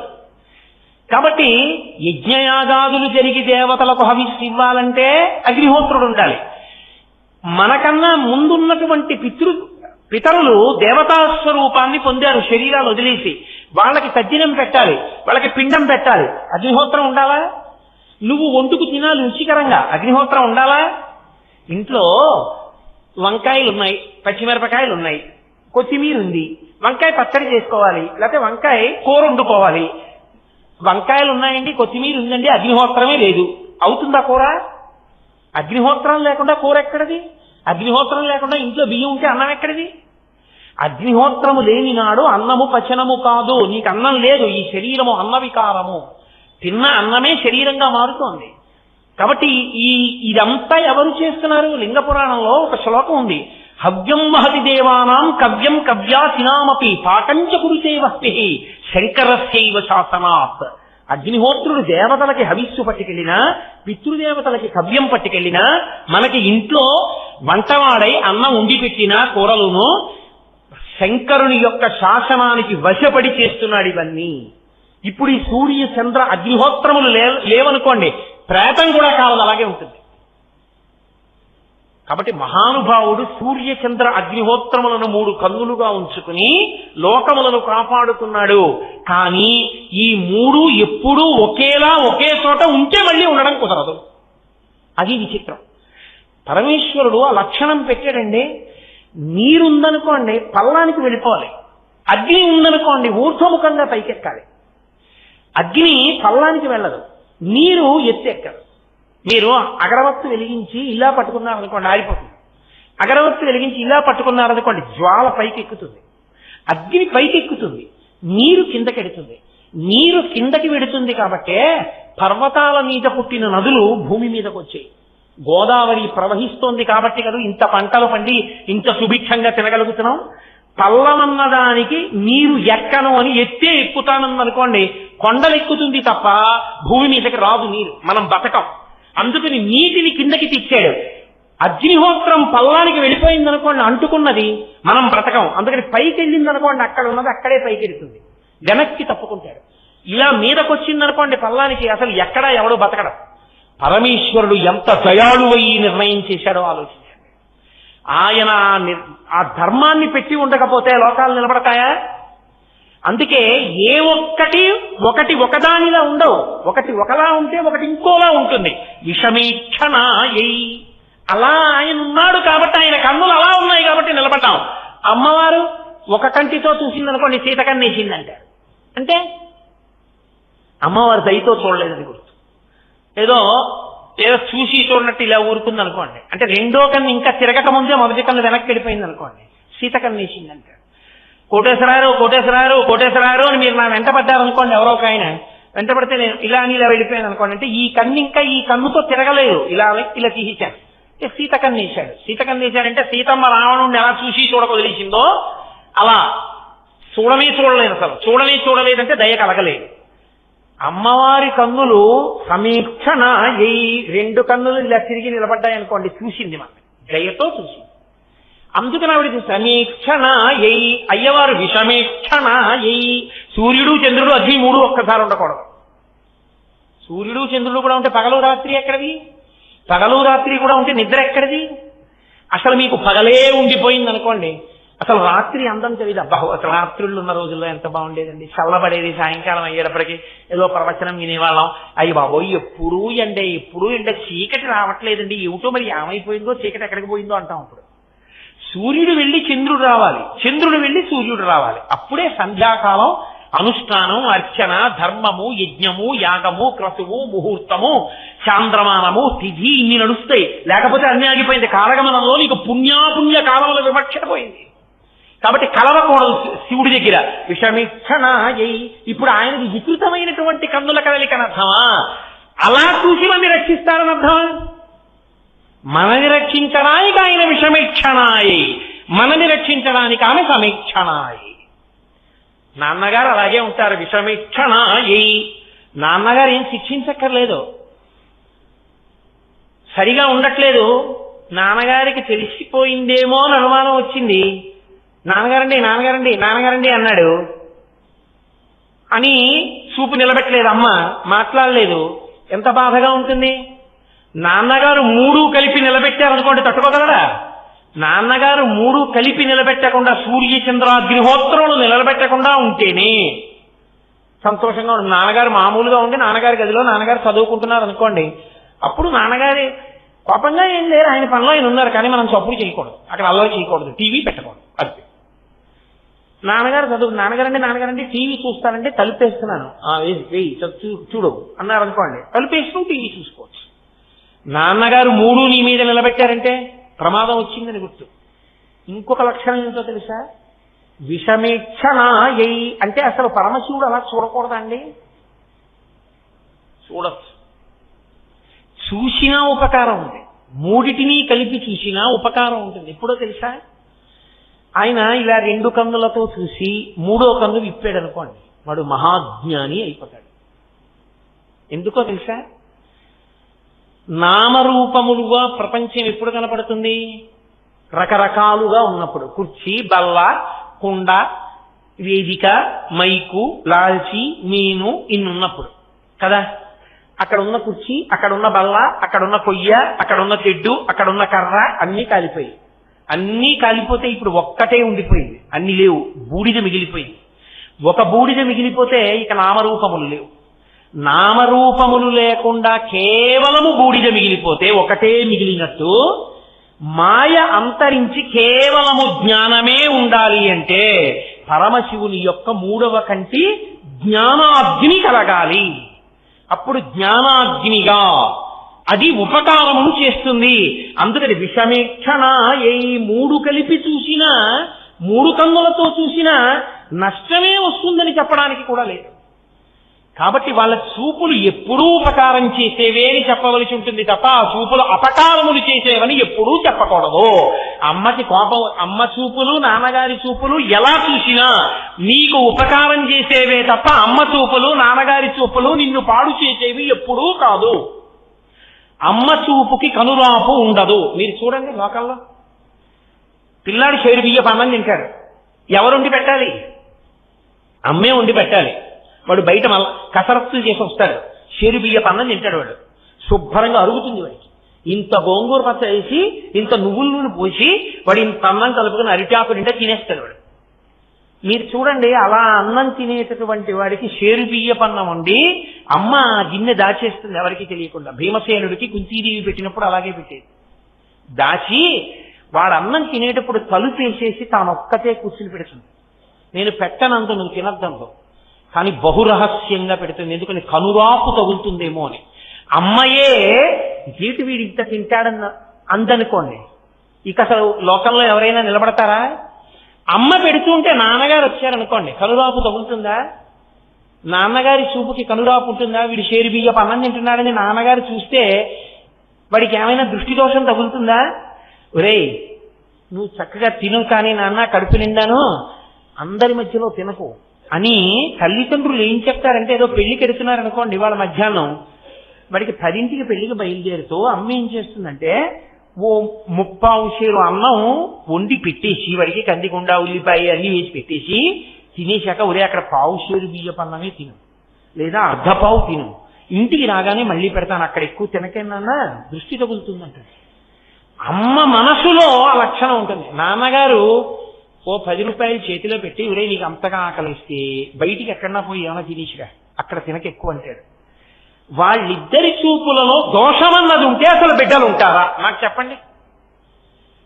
మన యందు ఏదైనా ఒకవేళ తేడాపాడాలు దోషాలు ఉంటే వాళ్ళు కప్పుకొస్తారు వాళ్ళ చూపులతో. వాళ్ళ చూపులు సమీక్షణాయై విషమేక్షణాయై అయి లోకాల్ని కాపాడాయి తప్ప అవి మనని పాడు చేసే చూపులు కావు. అటువంటి చూపులున్నవో తల్లిదండ్రులారా, నమశివాయై చ నమశివాయ. అప్పుడు వాళ్ళు ఎటువంటి వారో వాళ్లే ఇంట్లో తల్లిదండ్రులుగా ఉన్నారు. వాళ్ళ ఇంట్లో ఎదురుగుండా తల్లిదండ్రులుగా ఉన్నప్పుడు, అన్ని ఇళ్లలో కళ్ళ ముందు పార్వతీ పరమేశ్వరులే ఉన్నప్పుడు ప్రతి ఇల్లు ఎంత సంతోషంగా ఉంది, అందరూ సంతోషంగా ఉన్నారని చెప్పడానికే నమశివాయై చ నమశివాయ అని అర్ధనారీశ్వర స్తవంలో ఆ శ్లోకంలో పార్వతీ పరమేశ్వరుల యొక్క వైభవాన్ని, జగత్తుకు తల్లిదండ్రులుగా వాళ్ళ యొక్క అనుగ్రహాన్ని మనకి శంకర భగవత్పాదులు అందించారు. హరి ఓం.